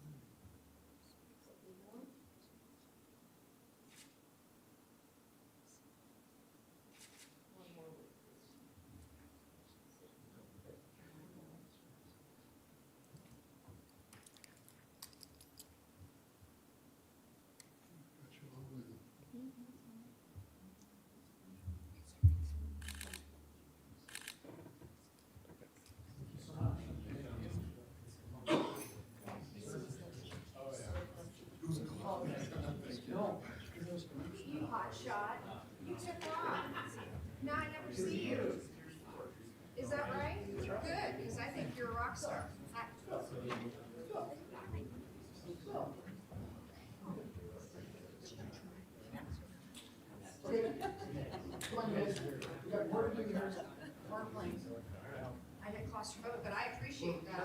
You know what I could do? I could stop halfway. Thank you.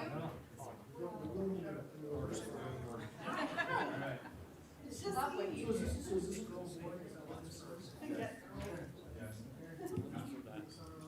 Yes. Memorial and one's for. Segregated. 1, 2, 3.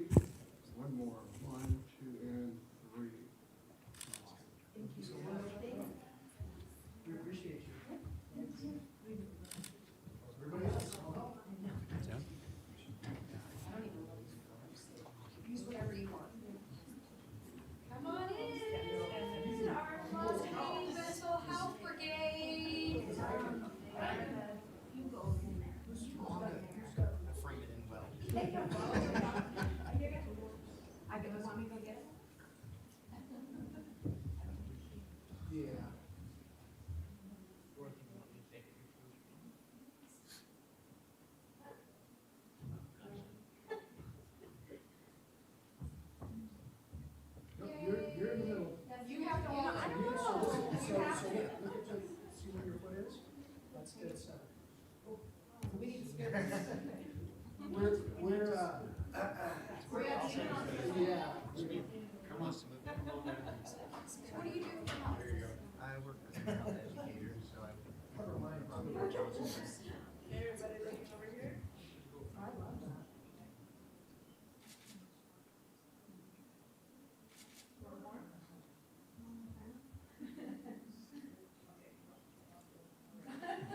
All right, everyone look over here. Two, and one more. Okay, now over here. Perfect, thank you. Thank you so much. Congratulations.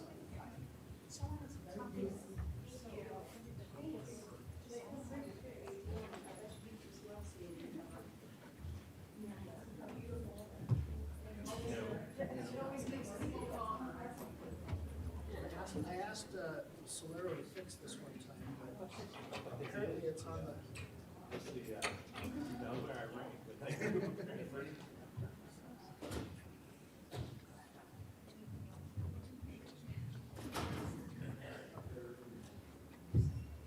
Okay.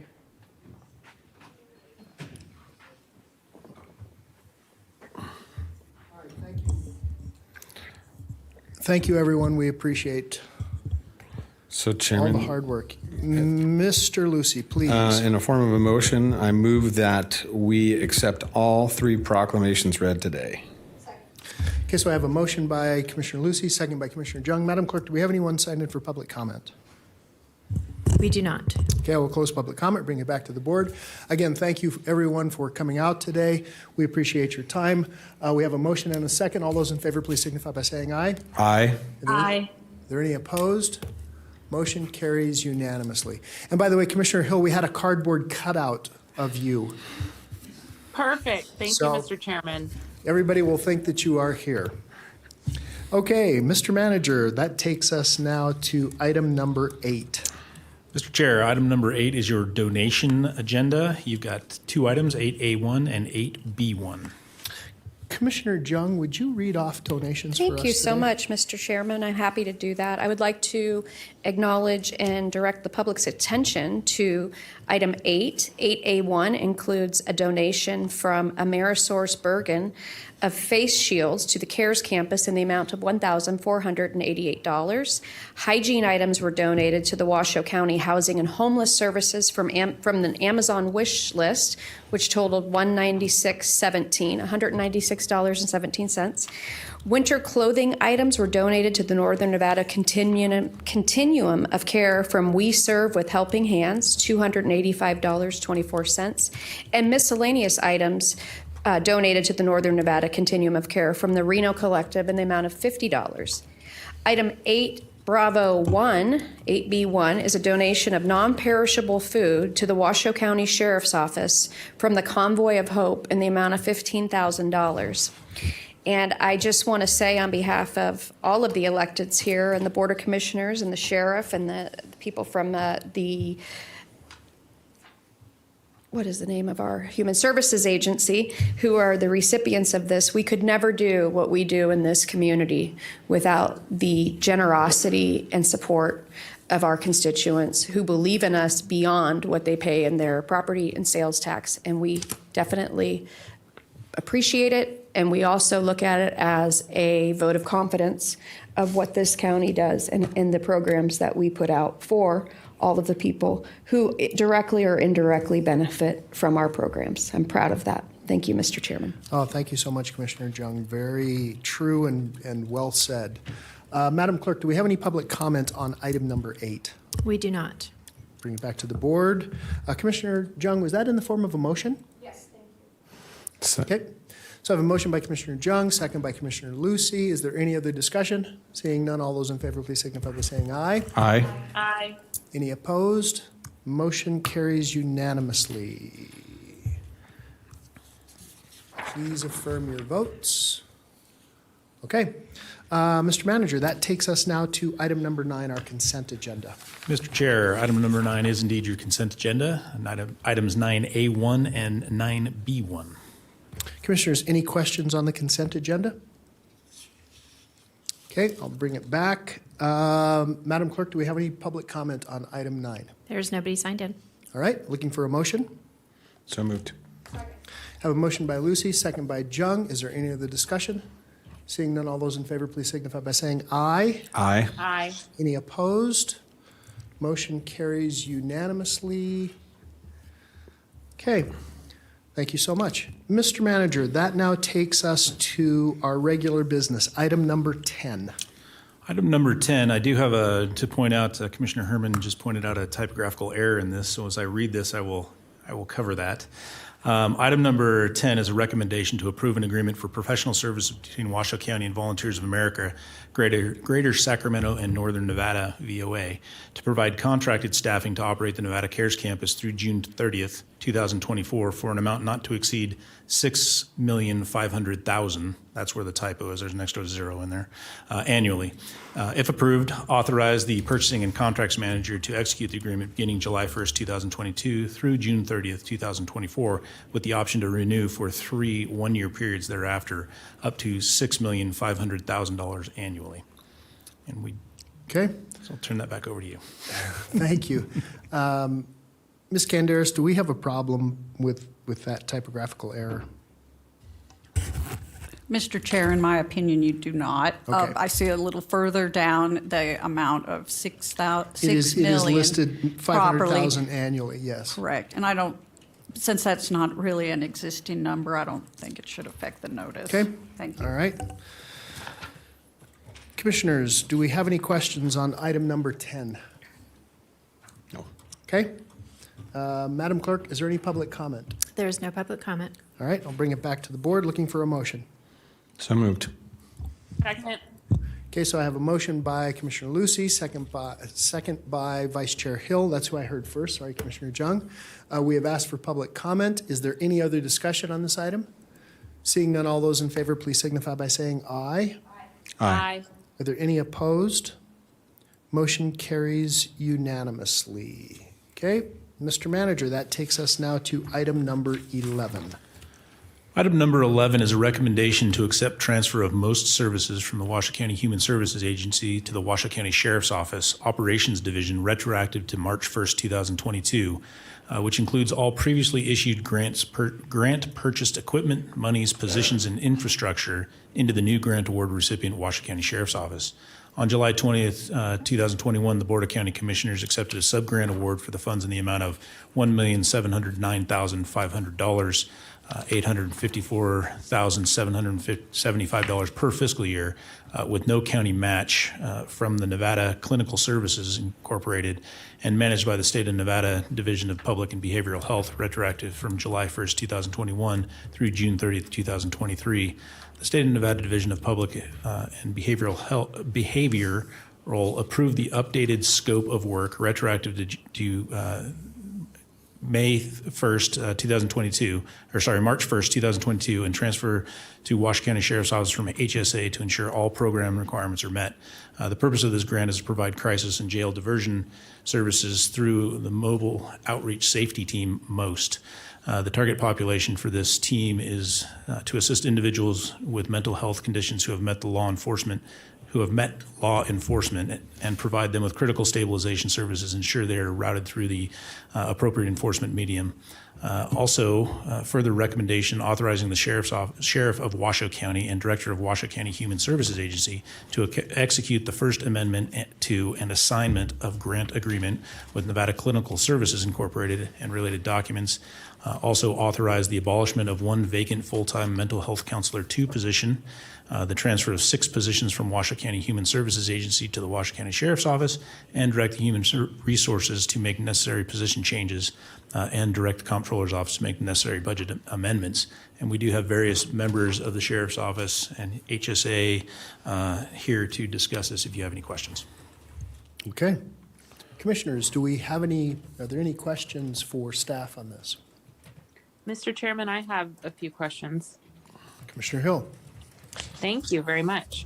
I just was curious. I know that these are grant-funded positions, but I know that, having a separation between HSA and the Sheriff's Office for these positions has, ensured that we fund them I just want, for the record, and I know that this partnership will be even more closely aligned with these caseworkers embedded in the sheriff's office, but I just want to make sure that we can ensure that these positions wouldn't be filled by sheriff deputies, that they will stay caseworkers and as long as the grant is fulfilled.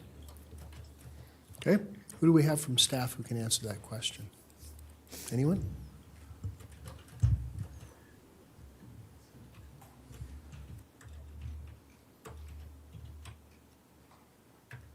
They're approaching now, Vice Chair.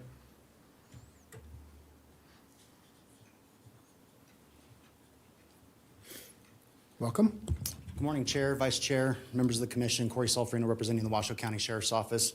I want to thank Dorothy Edwards behind me for helping us spearhead this transition from HSA over to the Washoe County Sheriff's Office. Standing to my left is Larissa Renner. She is our acting supervisor for the most clinicians since she has come over to the Sheriff's Office. Essentially what we're doing is just transferring it from HSA over to the Washoe County Sheriff's Office. We're doing an industry best practices model where we're dispatching our officers. To the rear, you'll see one of our most workers, Liz, with Deputy Harvey. We are paired up in the field, so when they deploy out to calls and critical calls for service, they have the protection of the Sheriff's Office, and we can help de-escalate a lot of those matters. As far as the positions moving over, to Commissioner Hill's point, they are absolutely mental health professionals, so we would not be taking those over in a deputy sheriff role.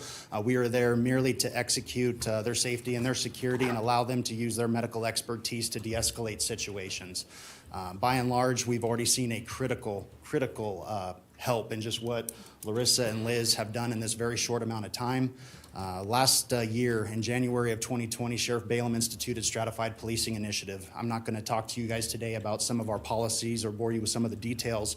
It is a robust program, but one of the things that comes with that is a repeat offender or a repeat address location, where we get dispatched multiple times to the same residence on separate ends of the week, separate shifts, and we don't have that continuity of care. So if I work on an A team and somebody else, my counterpart, works on a D team, we don't have that overlap to see what services were rendered.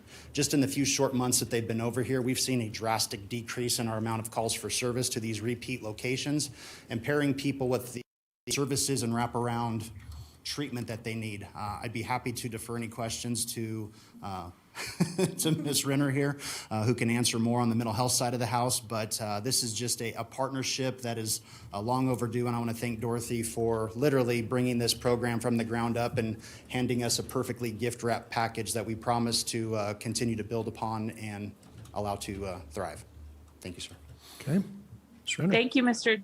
Chairman, and I appreciate that. That's very helpful for me. I was wondering, since we're having such great outcomes, and I'm really excited about that, if maybe, if this is approved today, if we could have a check-in on how the program is going in about a year with some data. So we have a better idea of, do you need additional resources? How can this commission further help you with your goals and your mission? So thank you, Mr. Chairman.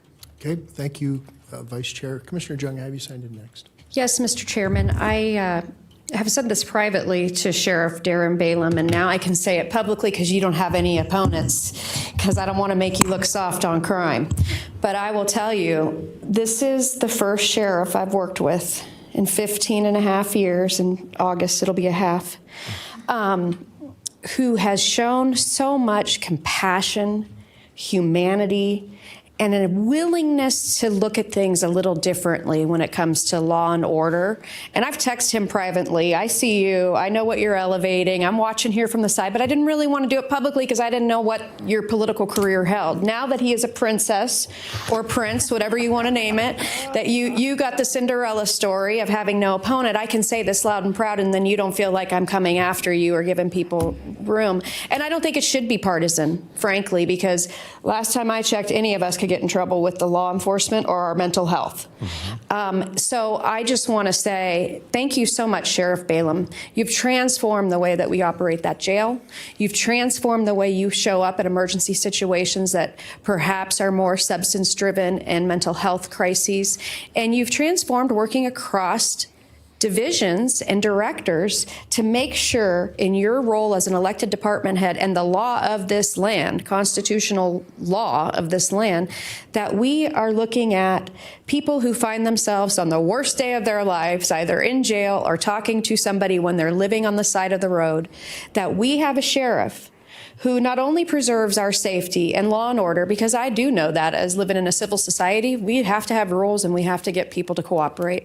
But more importantly, Mr. Balaam, Mr. Sheriff, I'm so proud of what you've done so quietly, silently, without any accolades, of transforming how this region is policing and showing the compassion and that we are not segregated in in-group, out-groups, but all of this is a family and a team. And hiring these fantastic, or at least accepting as over into your division, these fantastic case managers and social workers. And I'm just proud to know you, and I've seen it, and I've seen how quiet you've been about it, and you probably had to be a little bit of quiet about it, and that's why I was a little quiet too, just to preserve your dignity and your reputation. But I am just so proud of what you have done, and it has been a real breath of fresh air. And that's one thing, to live in a county that is fair and just and first approaches humans as human beings.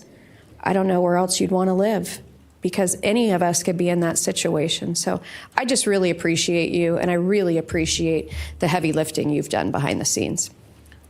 Sheriff. Chair, Vice Chair, Sheriff Balaam, for the record, I just want to say it's all the men and women behind me. So I thank you for those accolades, but they truly go to everybody at the Sheriff's Office and the board. Budget over here has been a tremendous help in hiring. You've given me the equipment, but really, they're doing the lifting, so thank you for that, but I want to give it to all them because without them, we wouldn't be here, so thank you. Thank you, Sheriff. Commissioner Lucy, have you signed? I'm sorry, Commissioner Jung, are you? Yep. Thank you. Thank you, Chairman. You know, I want to bring a little bit of history back because to Commissioner Jung's point of 15 and a half years, the MOST team has probably been one of the most effective pieces of a tool that we've had in our ability to address certain needs within the community. And if you go back and look at some of the innovative ideas that we have from our place to the CARES campus now to one of our first to deal with serial inebriates, the sheriff has always been integrally involved in all of those situations, and it's because of individuals of the MOST team, the caliber of the MOST team, our deputies that work at the jail and are able to address some of these substance. We cannot have an effective outreach system without having a team like MOST. And I do believe that even though, Miss Edwards brought it up this morning. I mean, Dorothy's done a phenomenal job at HSA, but because of the ability of the HSA, the Sheriff's Office, everybody to integrally work cohesively together, we've been able to build more innovative, more responsive, more efficient ways of addressing these problems within our community than we ever have before. And because of that, our outreach is greater, our money goes further, and we can continue to address the problems. Now, that doesn't mean the problems go away, but we just are finding ways to better address it and make sure that it is truly a need for those individuals that need it in this community. Because for a long time, it wasn't readily available, and for a long time, we spent, it's somebody else's problem. We're finally taking that on here at Washoe County, and we're going to take everything on and make sure that we do it right. And it takes the cooperation of HSA, Sheriff's Office, Budget, County Commission, you name it, all the departments involved to make that effective transfer. So I'm happy to support this today. I think this is a smart move. I think under smart direction, this will be continued to be cemented as a mental health approach, not a enforcement approach, and that's really what we want to continue to do. So thank you, Chairman. No, thank you so much, Commissioner. And I see this as the first step to regionalizing this team, where Sparks, Washoe County, and the city of Reno, it's all one team. And the reason I believe that is because then I'm going to say clients by name, and you know what services they need, what services you've tried to connect them with, where they are in that process, and really hold them accountable. Because if you have a client who is in Washoe County, but then they end up in the city of Reno, there may be a little bit of disconnect, or they end up in the city of Sparks, there may be some disconnect. And so I see this as a first step to regionalizing that process, whereby you can be more effective with the tools that are given you, and really ensure that they are doing what they're supposed to be doing, and not just moving around, not just being pieces on a board where you don't know what's happening. So I too I'm very highly supportive of this, and I think that it's a good move. And commissioners, you noticed how they were dressed. They're not dressed like law enforcement, which is very, very important. So I thank you for that. Do we have any public comment on this item, Madam Clerk? Mr. Chairman, we do not. Okay. Okay. All right. We'll bring it. So we've everyone has spoken. Does anyone else have any questions for staff? Commissioner Hill, Vice Chair Hill? No, I got my question answered. Okay. I just look forward to updates from the team and seeing your progress and seeing how we can support you. Thank you. Okay, wonderful. All right. So we've asked questions. Commissioners, I'm looking for a motion. Mr. Lucy. Thank you. Chairman, I move that we accept the transfer of the most mobile outreach safety team from the Human Services Agency to Washoe County Sheriff's Office. I direct the Sheriff and HSA Director to execute the First Amendment of assignment of the grant agreement from Nevada Clinical Services, Inc. Number 3, direct Human Resources to abolish 1 full-time mental health counselor position and transfer the remaining 6 positions from HSA over to the Washoe County Sheriff's Office, and direct the Comptroller's Office to make the necessary budget amendments. Okay, I have a motion. Do I have a second? Second. Okay, did I hear you, Commissioner Herman, as a second? Okay, that's what I thought I heard it. It's stereo up here. Okay, so I have a motion by Commissioner Lucy, second by Commissioner Herman. We have asked for public comment. Is there any other discussion on this item? Seeing none, all those in favor, please signify by saying aye. Aye. Aye. Any opposed? Motion carries unanimously. Please affirm your votes. Thank you. Thank you so much. Congratulations. Thank you, everybody. Thanks for all of your hard work. Okay, that takes us now to item number 12.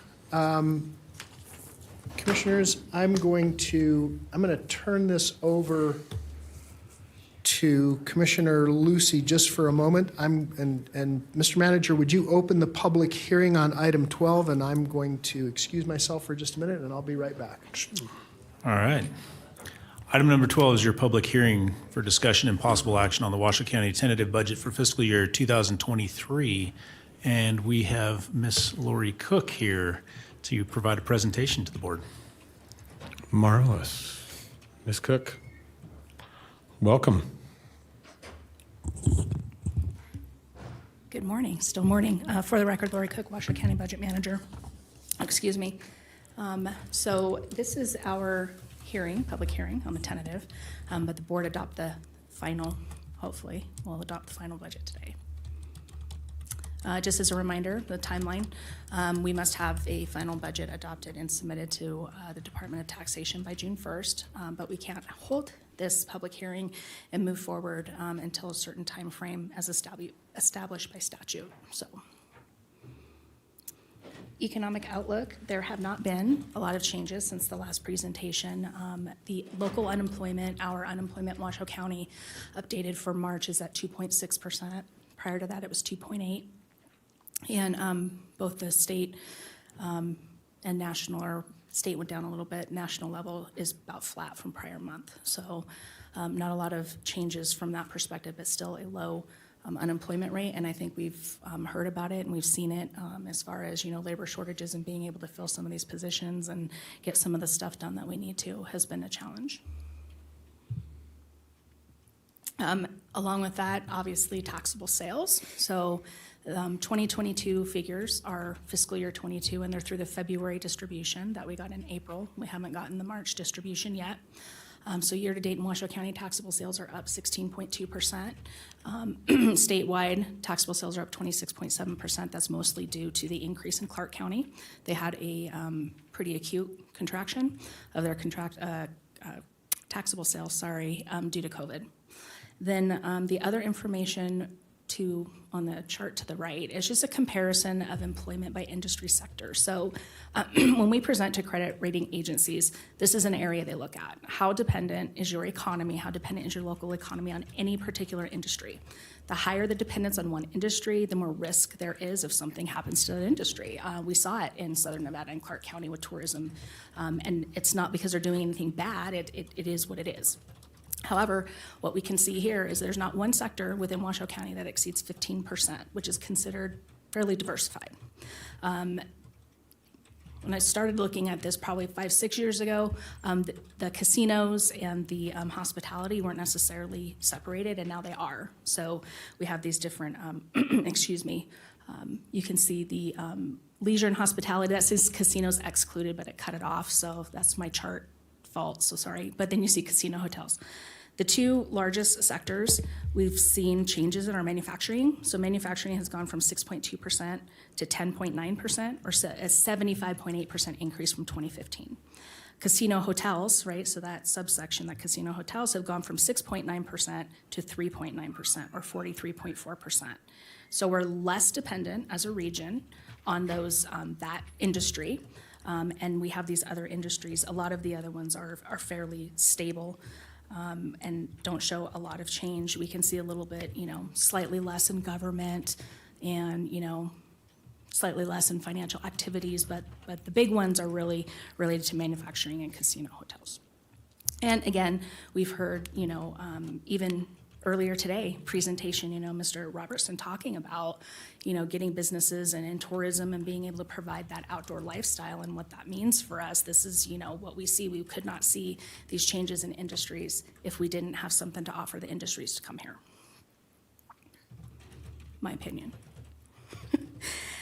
So these are the same, this is the same waterfall that we had considered when we presented the tentative or the recommended budget. These did not change, but just as a reminder that, quite a few requests for resources and quite a few needs that had already been identified and that, we're legally obligated to provide. So what are the highlights of those? Year 2 of the property tax refunds, which is a legal obligation. The legislative unfunded mandates related to AB 424 bail reform, as well as changes to elections. Increasing the stabilization fund, so increasing it from $3 to $4 million. That will be approximately 1.04% of our operating budget. Investment in capital improvement program and infrastructure scorecard projects. We'll talk more in detail about that moving forward. Expansion of CARES Campus ongoing operation costs for homelessness services, and we've discussed that, and the board has gotten updates on that project as well. And then this is it's a pretty astounding number. This is across all funds, not just the general fund, but 97.252 full-time equivalent positions or increases. So that is a fairly large increase. But it's when we looked at sustainability and estimates, it's something that we're comfortable moving forward with. I'm going to show you a little bit more about FTEs in the next slide. Some of the material changes. So there were updates and worked with the district attorney's office. They submitted a revised request, and we worked with them and were able to address that, as well as a partially general fund, partially ARPA funded community program coordinator, community reinvestment. Those are both offset with the transfer to the homelessness fund that was reallocated from some undesignated budget. Then we also have a change of an increased transfer to the health benefits fund, just because of its estimated impacts due to increased program costs, and again, going back to being able to support claims and different things related to those new FTEs. CIP fund, there's a net increase in that fund, our capital projects fund, of $29.2 million compared to the tentative budget. The majority of that is coming from year-end true-up projects. So when a project doesn't finish or when it doesn't finish as much as we thought it would, we budget that in the next following year when we have that information, as well as some of the new projects in fiscal year 23 that we were able to include, and then a few projects that were identified as potential fiscal year 22 funding for those transfers.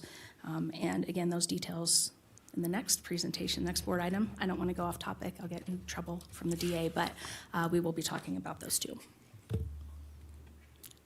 So FTEs, this is always a fun topic to talk about. So a little rudimentary, but we can see population. And again, this is per the state demographer, what we use and what we call the state doc. This isn't the census numbers, but it does give us a historical, back into whenever we have a state doc, a budget, we can go back and see these numbers. So our population, when we look at 08, the reason focus on 08 is that FTE number, that 3,179, that was the largest FTE. It was the most amount of FTEs that we had, and that was pre-recession. So you can see then in fiscal year 14, we were down at 2,500. And we've seen an increase over the years, and now with the recommended final budget of 3,024 FTE. That is still a 5.2% decrease, or it's 5.2% less staffing FTEs than fiscal year 2008, but supporting a population of 15.7% increase. So 16% more population to support with 5% less staff. We look at this, and the staffing increases, recommended increases include, ongoing for CARES Campus, and we've had Our Place and Sober 24 and a lot of initiatives. So being able to do that and provide services and still be able to expand where those areas where we're necessary to expand is an accomplishment. It's something that I don't know that we bring forward very often. Staff working smarter, trying to leverage technology, whatever it is that we can do to provide services. And if we look at, so you can look at the FTEs per 1,000, that's a fairly common benchmark or metric that's used for local government. Again, not all local governments are the same. There are some counties where the sheriff is separate. There are some counties where their, health district is separate. Southern Nevada has a separate health district, those types of things. But we can see back when we had staffing levels and population in fiscal year 08, it was 7.8 FTEs per 1,000. And even with the increases, we're at 6.2. A few years ago, said, okay, well, what would that mean if every FTE, we know this isn't the way it is, but if every FTE supported X amount of people, right, X amount of population, what would that be? And you can see that in fiscal year 08, it would have been about 129. One staff supports 129 population, and now we're about 160. So again, that's not a common metric that's used, but it's a different way to look at the same data. So when we look at our total budget, and there was a little joke that we were gonna put Dr. Evil up here with his thing and his little cat and stuff, because we're, $1 billion, but we are. This recommended budget, final budget, because of those changes that we saw specifically with capital was the largest change, is a $1 billion budget. So kind of historic. I think it's historic, but that could just be me. And yes, so these different, so we had the general fund. General fund's 51%, still the largest. So of all of our total appropriations, the general fund is over half when you include everything. It is, by far the largest fund that we have. Then we have our special revenue funds, which, have everything from animal services to child protective services to library expansion. There's, the gamut in there. Capital project funds. The main capital project fund is Fund 402, our CIP fund. Debt service funds. And then proprietary, we have our enterprise funds. So we have golf, building and safety and utilities. And we have our internal service funds, which are health benefits fund, risk management, and equipment services. This is the same information, but it's in a presentation where you can see each and every fund, but you can see the governmental funds are still the $892 million, and then the proprietary funds are the $108 million. But see where those, how those all line out and where they live, where those expenditures and those transfers live. So to go back to the general fund, largest fund, we do have, again, property tax and consolidated tax, okay? 84%. Then we have SCCRT AB 104, which is, it's basically pure, it's related to taxable sales as well. It comes through as an intergovernmental. When you add that, you're talking, 88% of our revenue. Then we have our budgeted uses. And again, the majority of it is personnel at 56%.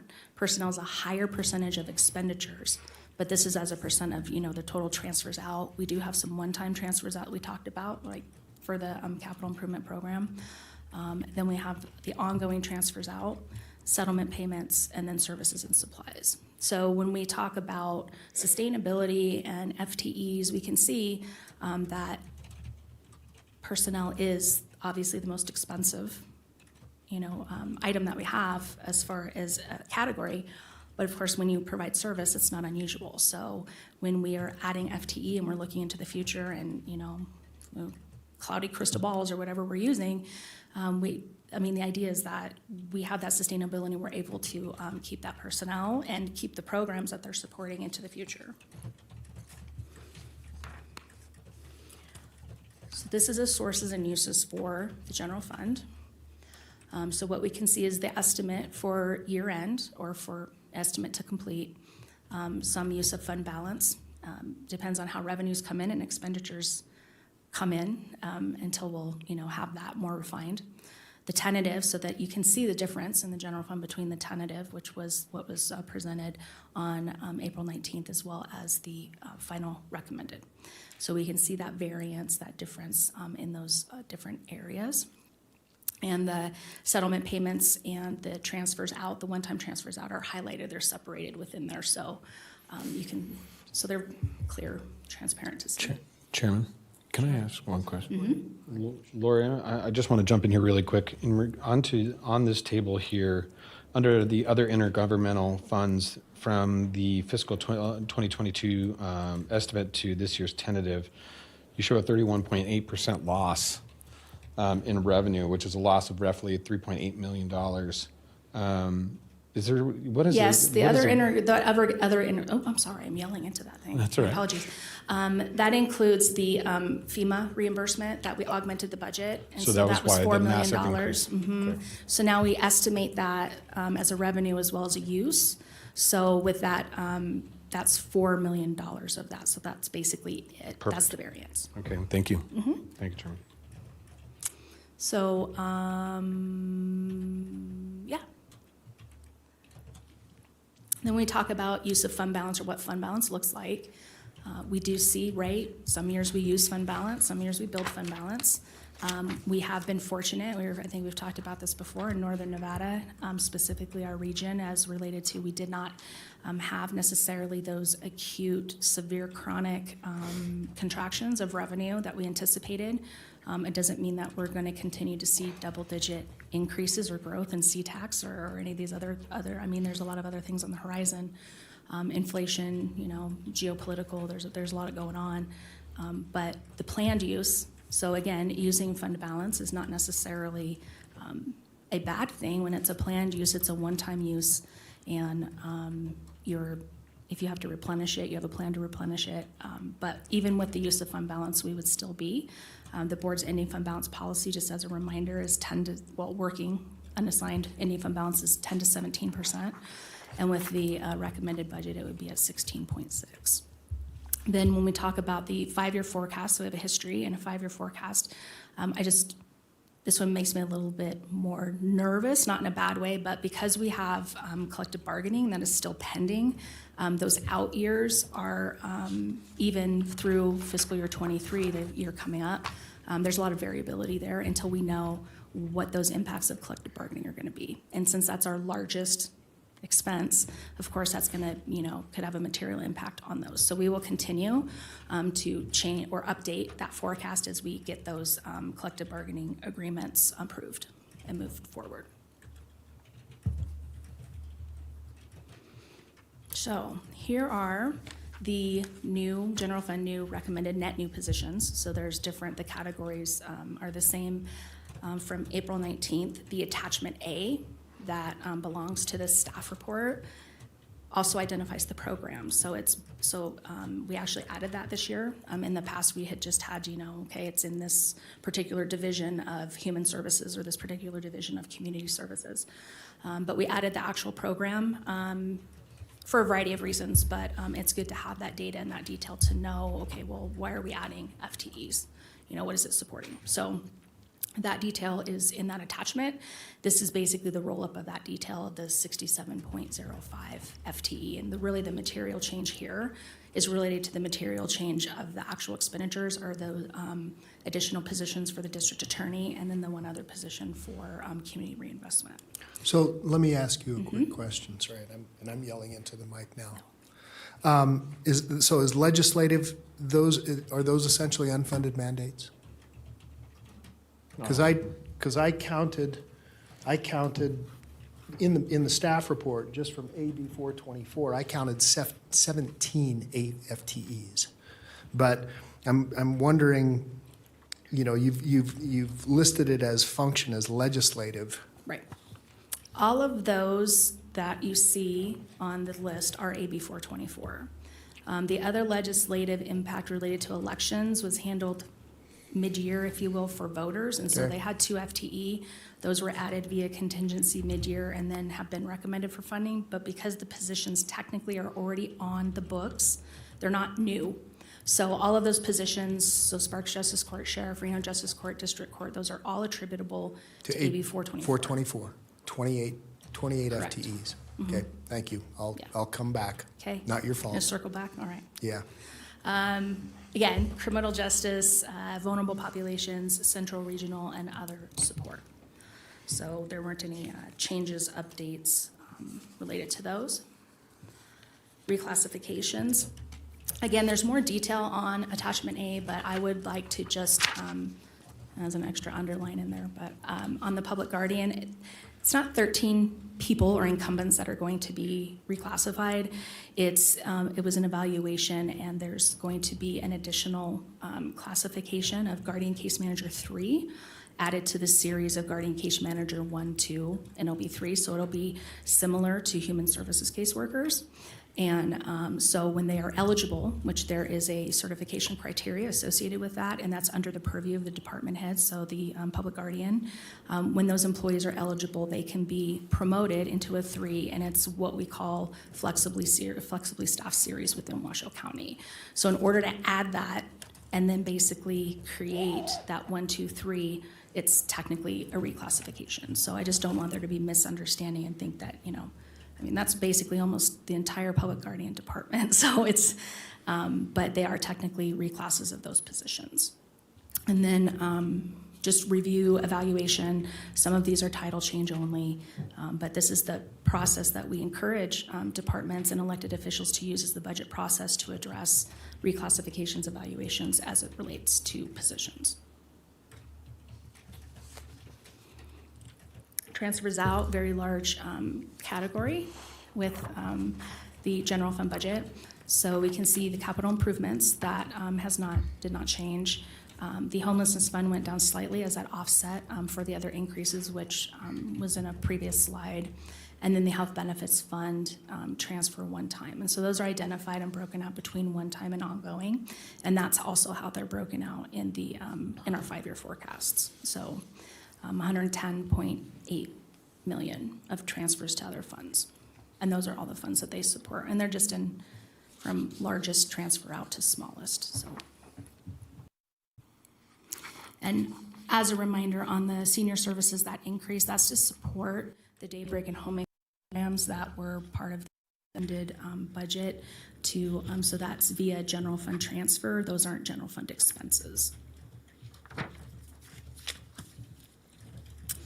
Homelessness fund. So we've had some related to these services today and different board items. This shows the between the tentative or the recommended and the final, and it shows you the variance for in. That's the main change related to this fund. So then we have other funds, new positions and reclassifications. So within the health district, obviously the welfare function, public safety, there were no material changes. between April 19th and today's presentation. So, and again, sometimes when there are variances, we're waiting on information from the JEC or Corn Ferry, or we're waiting for a department to get back because, the evaluation came back, different than what was. Sometimes that's where we'll see those changes, but for the most part, there weren't any changes on this for the other. And also, of collective bargaining and some of the other items, we might, hold off on some of these new positions. And if things are approved today, hold a HR in about, hour, and asking about recruitment for this. We know that some are critical and they need to start by July 1, so we have to have an accelerated recruitment for those. Recommended capital improvement and infrastructure scorecard projects. So this is $159 million. So these are capital appropriations, and these are the different funds. So you can see capital improvement fund, the CIP fund, $80.3 million. When we talk about other funds, there are other items that are capital purchases, and per taxations requirements, we have to balance that and reconcile it. So we could have capital purchases, say, for air quality management or air quality monitoring equipment, even though it's a CIP, we have to reconcile it back. So that's what some of those, within the general fund, if we have capital purchases for, we're going to purchase patrol vehicles or something like that. So there's more detail, there's more related to CIP, but the next step for us is to public hearing, have action from the board, hopefully not be continued to next week, and then submit by June 1st.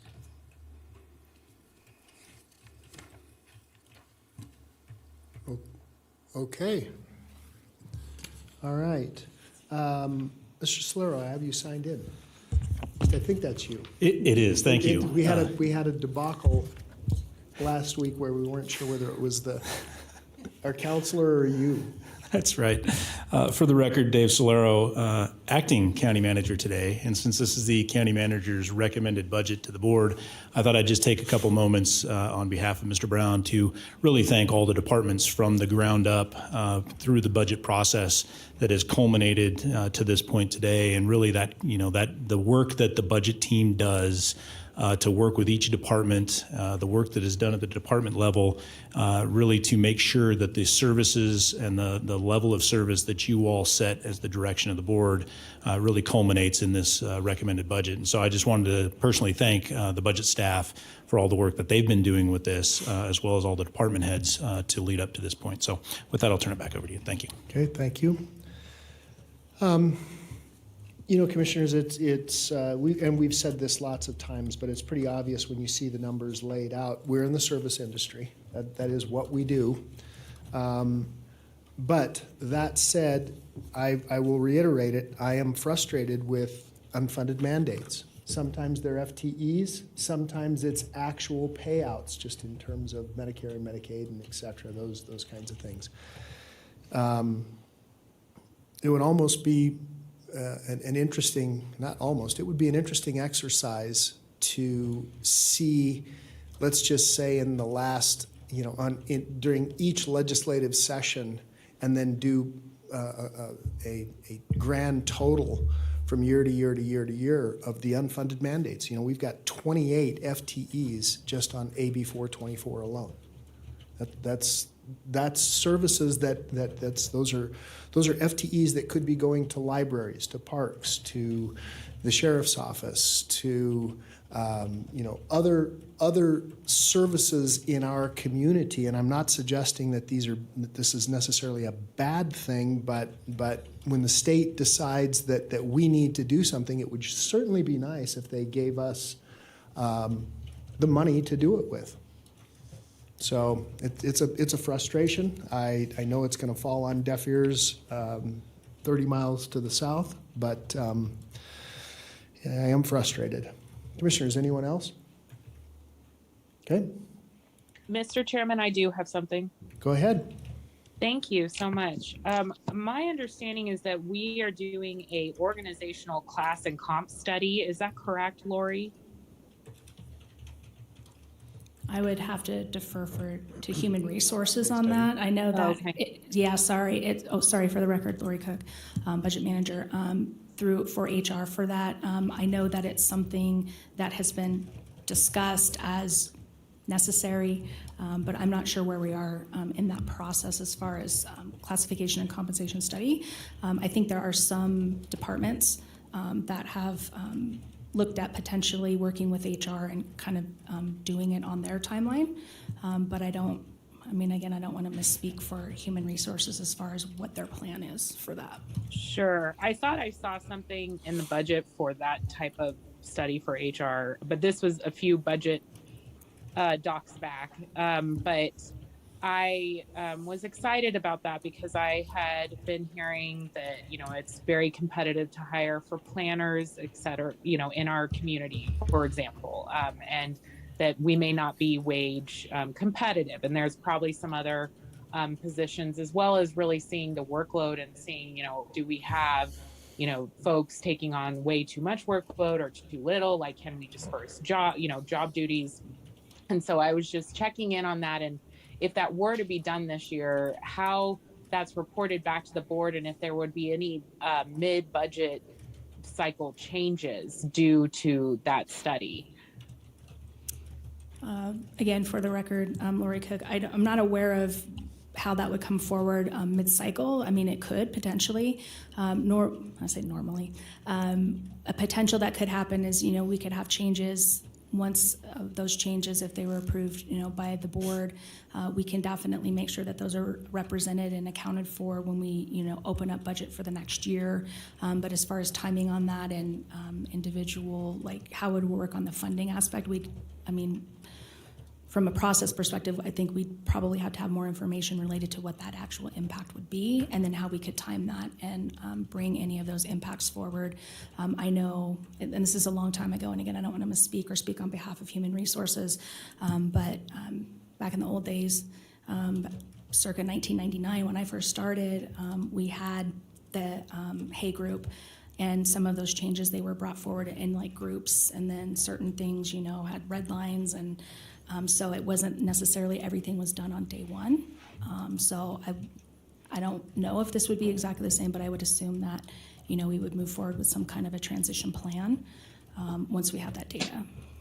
Sure. Okay. Well, I guess just keep, and this message, I guess, goes out globally to the acting county manager, keep us apprised on that and how that works.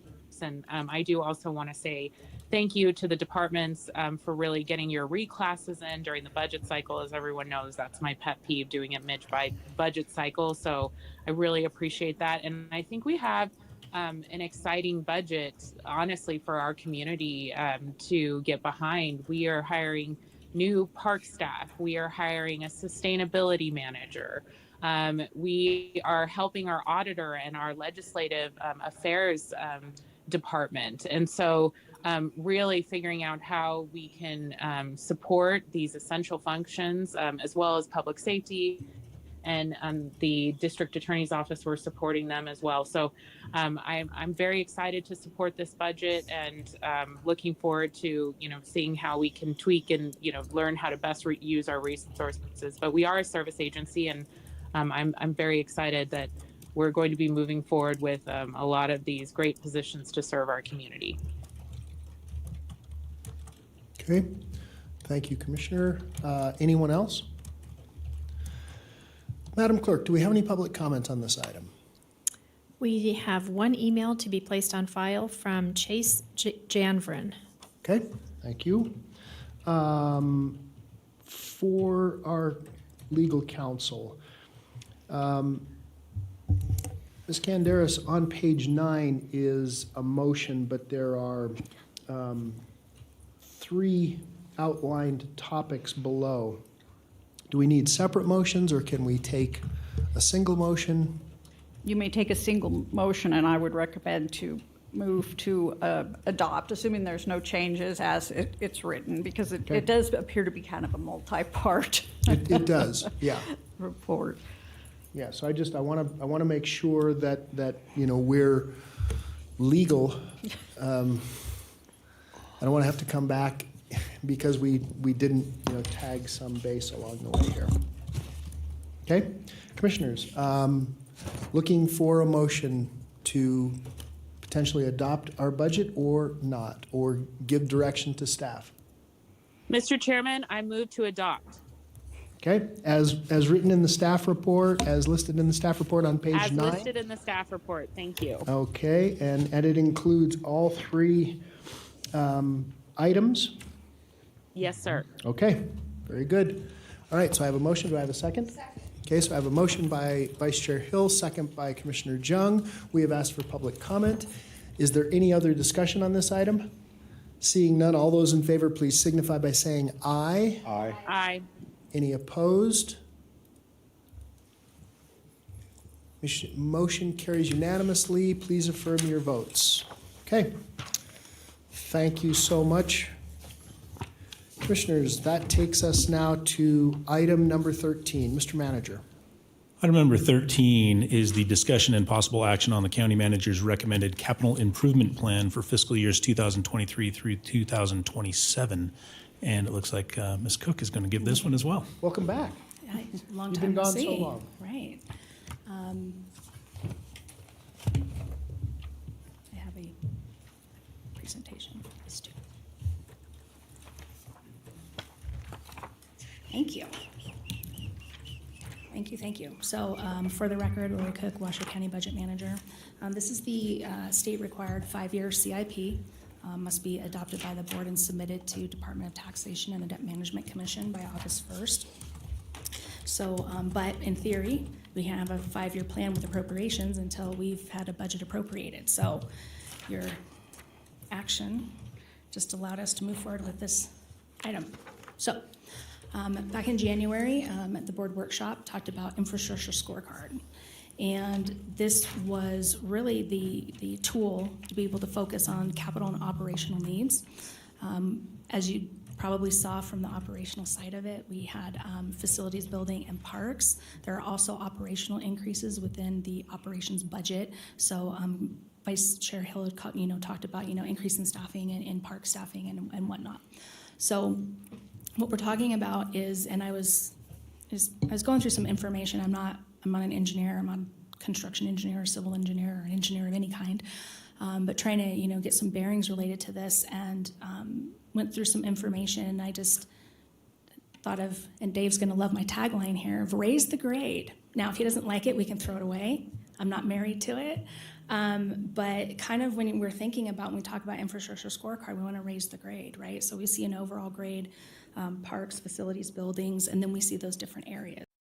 Those outcomes, those metrics, those measures as of a point in time, what we used for the going through the process with the CIP committee and the projects that were submitted, and going through the recommendation process to provide those to the county manager. Just as a reminder, the CIP committee has both assistant county managers, chief financial officer, chief information officer, the comptroller, and the budget manager. So it's not, it's an expanded group. When I first came over to budget, there wasn't CIP money. I get it, but it really was, 2 people. It was like the CIO and I think somebody from community services. It was because it was just such a small amount that there weren't a lot of projects to be able to look at to fund. So that is the CIP committee. We can see that this, if you look at year 1 on the very top on this, the $159,346,000, that ties back to the previous presentation. Then you see 2, 3, 4, and 5. So again, what we see here, and again, some of these projects are quantified now. We don't know. They could be double in 2 years. We don't know. So staff does the best estimate with the best information they have at that point in time. But we look at that and, it's a pretty staggering number. Obviously, the majority coming through the utilities fund. There's some big projects on the horizon there, and the capital improvements fund.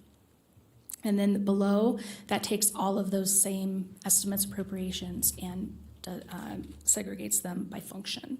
So whether it's general government or public safety or public works projects. And just as a matter of how we account for these, if it's a public works type project, but it's related to the sheriff's office, it will be categorized or functionalized as public safety.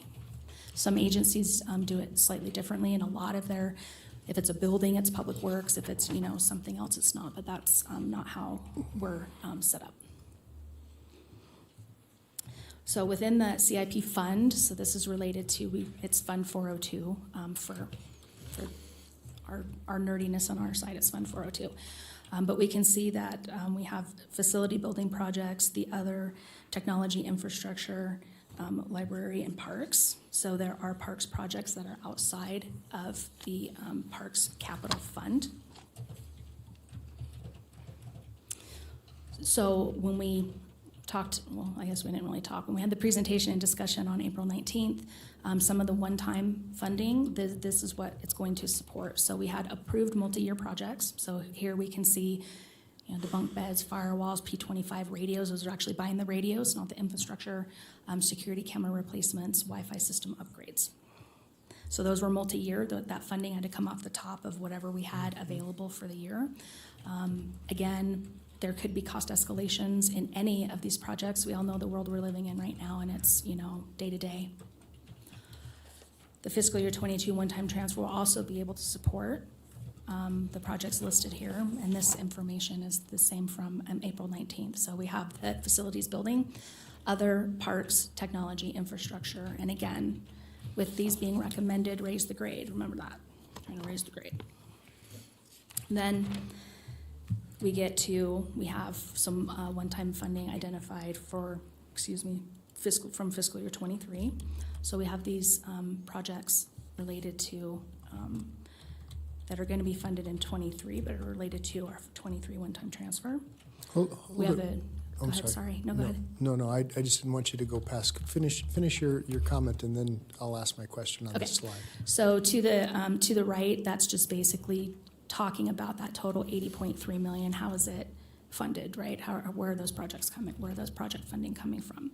So between the two one-time transfers between 22 and 23, and the projects that are allocated, right? We're not going to know what those projects totally are going to be until they're done. Sometimes they can be combined and save money, and sometimes they cost more money.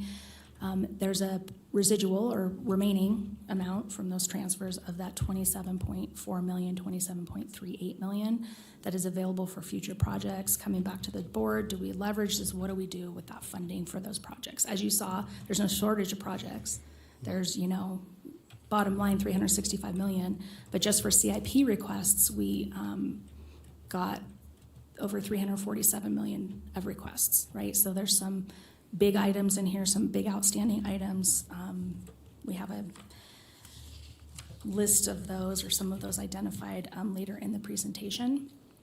And then to bring it back or to circle back to the different categories in the 80.3, facilities, buildings, parks, library, technology, infrastructure, and other projects. And so that's, those all reconcile. So, question? Or, yes. Okay.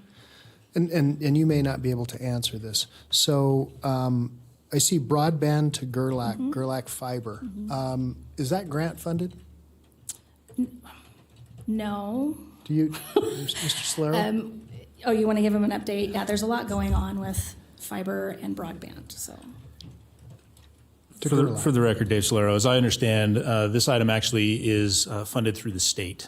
So we are working through with the state on this, and I believe the entire piece of the 2.5 million actually gets covered by the state. There was some question early on whether we had a portion of it for Washoe County, but it will be state funded. And then there are some, from what I understand through E-rate and different things, there's some ongoing that I think we would be responsible for about 40%, but my understanding it's not material. It's not millions of years, that would be fun, millions of dollars, but the broadband Gerlach fiber, if it's not Gerlach fiber, we also, when we had talked about this as a committee, we wanted some money earmarked, if you will, for broadband. And so if it's not Gerlach, then what is it? So, but again, some of the timing and getting confirmation through the state and E-rate and all these different parties that are involved. So no longer in my district, but just as important, what I don't see here, Mr. Solero, is broadband and fiber for Wadsworth. They're just as depressed in terms of high-speed connections. It's very, very difficult for them. So, I'm sorry? Okay, so it's just one of those things, like how's it being funded? Okay, fine, it's being funded by the state. Hopefully, we're taking the Gerlach, the route going out to Gerlach goes through Wadsworth, and we'll be able to hook them up along the way, make the pipeline big enough. I'll make a note of that, but it does start there in Wadsworth and heads north, so. Perfect, okay. Thank you. So within the Parks Capital Fund, these are mainly through Parks Construction tax funded. We have projects. There were some new projects this fiscal year, so fiscal year 22, but when they are not finished or completely finished, then they get noted as carryover into the next fiscal year. So there are a lot of carry forward projects, but there's, I think there's exciting stuff in here too, but this is a different capital fund. So in addition to the $4.4 million within the Fund 402, the CIP fund, there's also $5.9 million within the Parks Capital Fund. Okay. Utilities, another large dynamic area for capital projects. Obviously, related to Stem Wharf, we did issue the second portion of the $50 million SRF loan. So that is on task. And there's all kinds of different potential funding sources related to infrastructure and sewer and stormwater that I know our staff, not me particularly, specifically, are looking at as potential funding sources for different projects. But this is what's on the plate or on the slate for fiscal year 23. And just because I think it's important for the record, as I looked down through all of these projects, to my knowledge, unless there's something here that I'm not aware of, these are all ratepayer funded. This does not come through just general taxes. Right. It would be ratepayer or connection fees, one or the other. Right, exactly. Okay, perfect. So, roads. So the majority of the roads capital budget is related to slurry seal and a slurry seal program. I didn't attach them here, but we got some really cool maps. But again, I believe on April 19th, that Vice Chair Hill had a question on, okay, well, what's the plan for that? So the plan for that, for the slurry seal includes slurry seal in Cold Springs, Verdi, Incline Village, Ventana, if I said that correctly, Hidden Valley, Spanish Springs, East Shore, and CR 447. So those are the areas. And then, of course, there's the street plans and all the different stuff associated with that. Then we have the undesignated and street cut, and so street cut permits and stuff related to that. And Dave can correct me if I'm wrong, but there's the revenue offset related to street cut permits and doing that activity, but there's also the expense associated with it.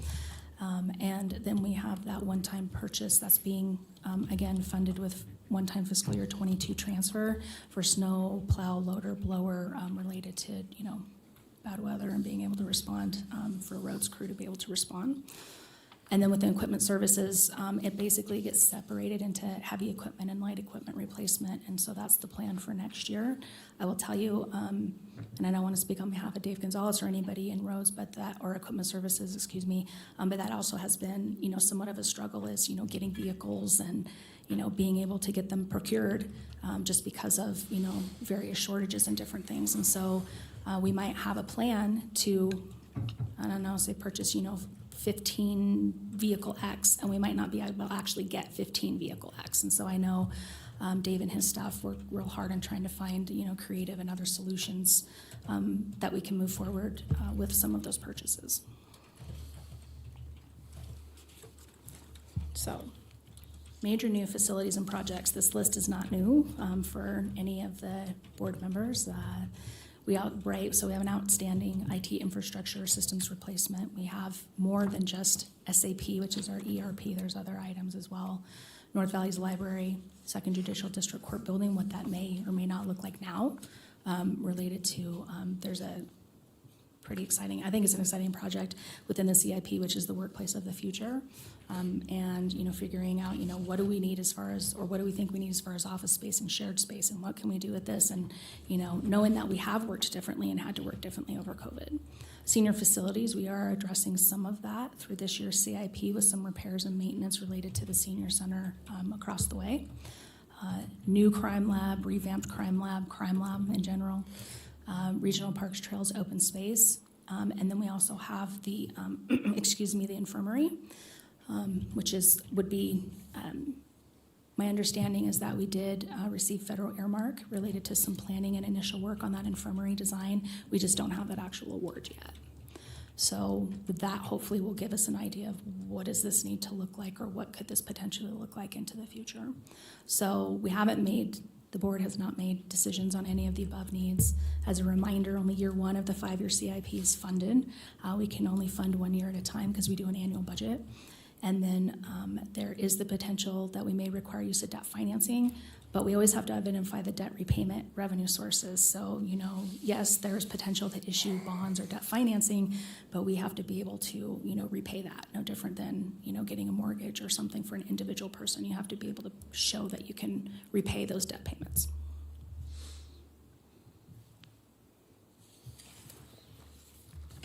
Commissioners, any questions on the CIP? Mr. Chairman? Yes.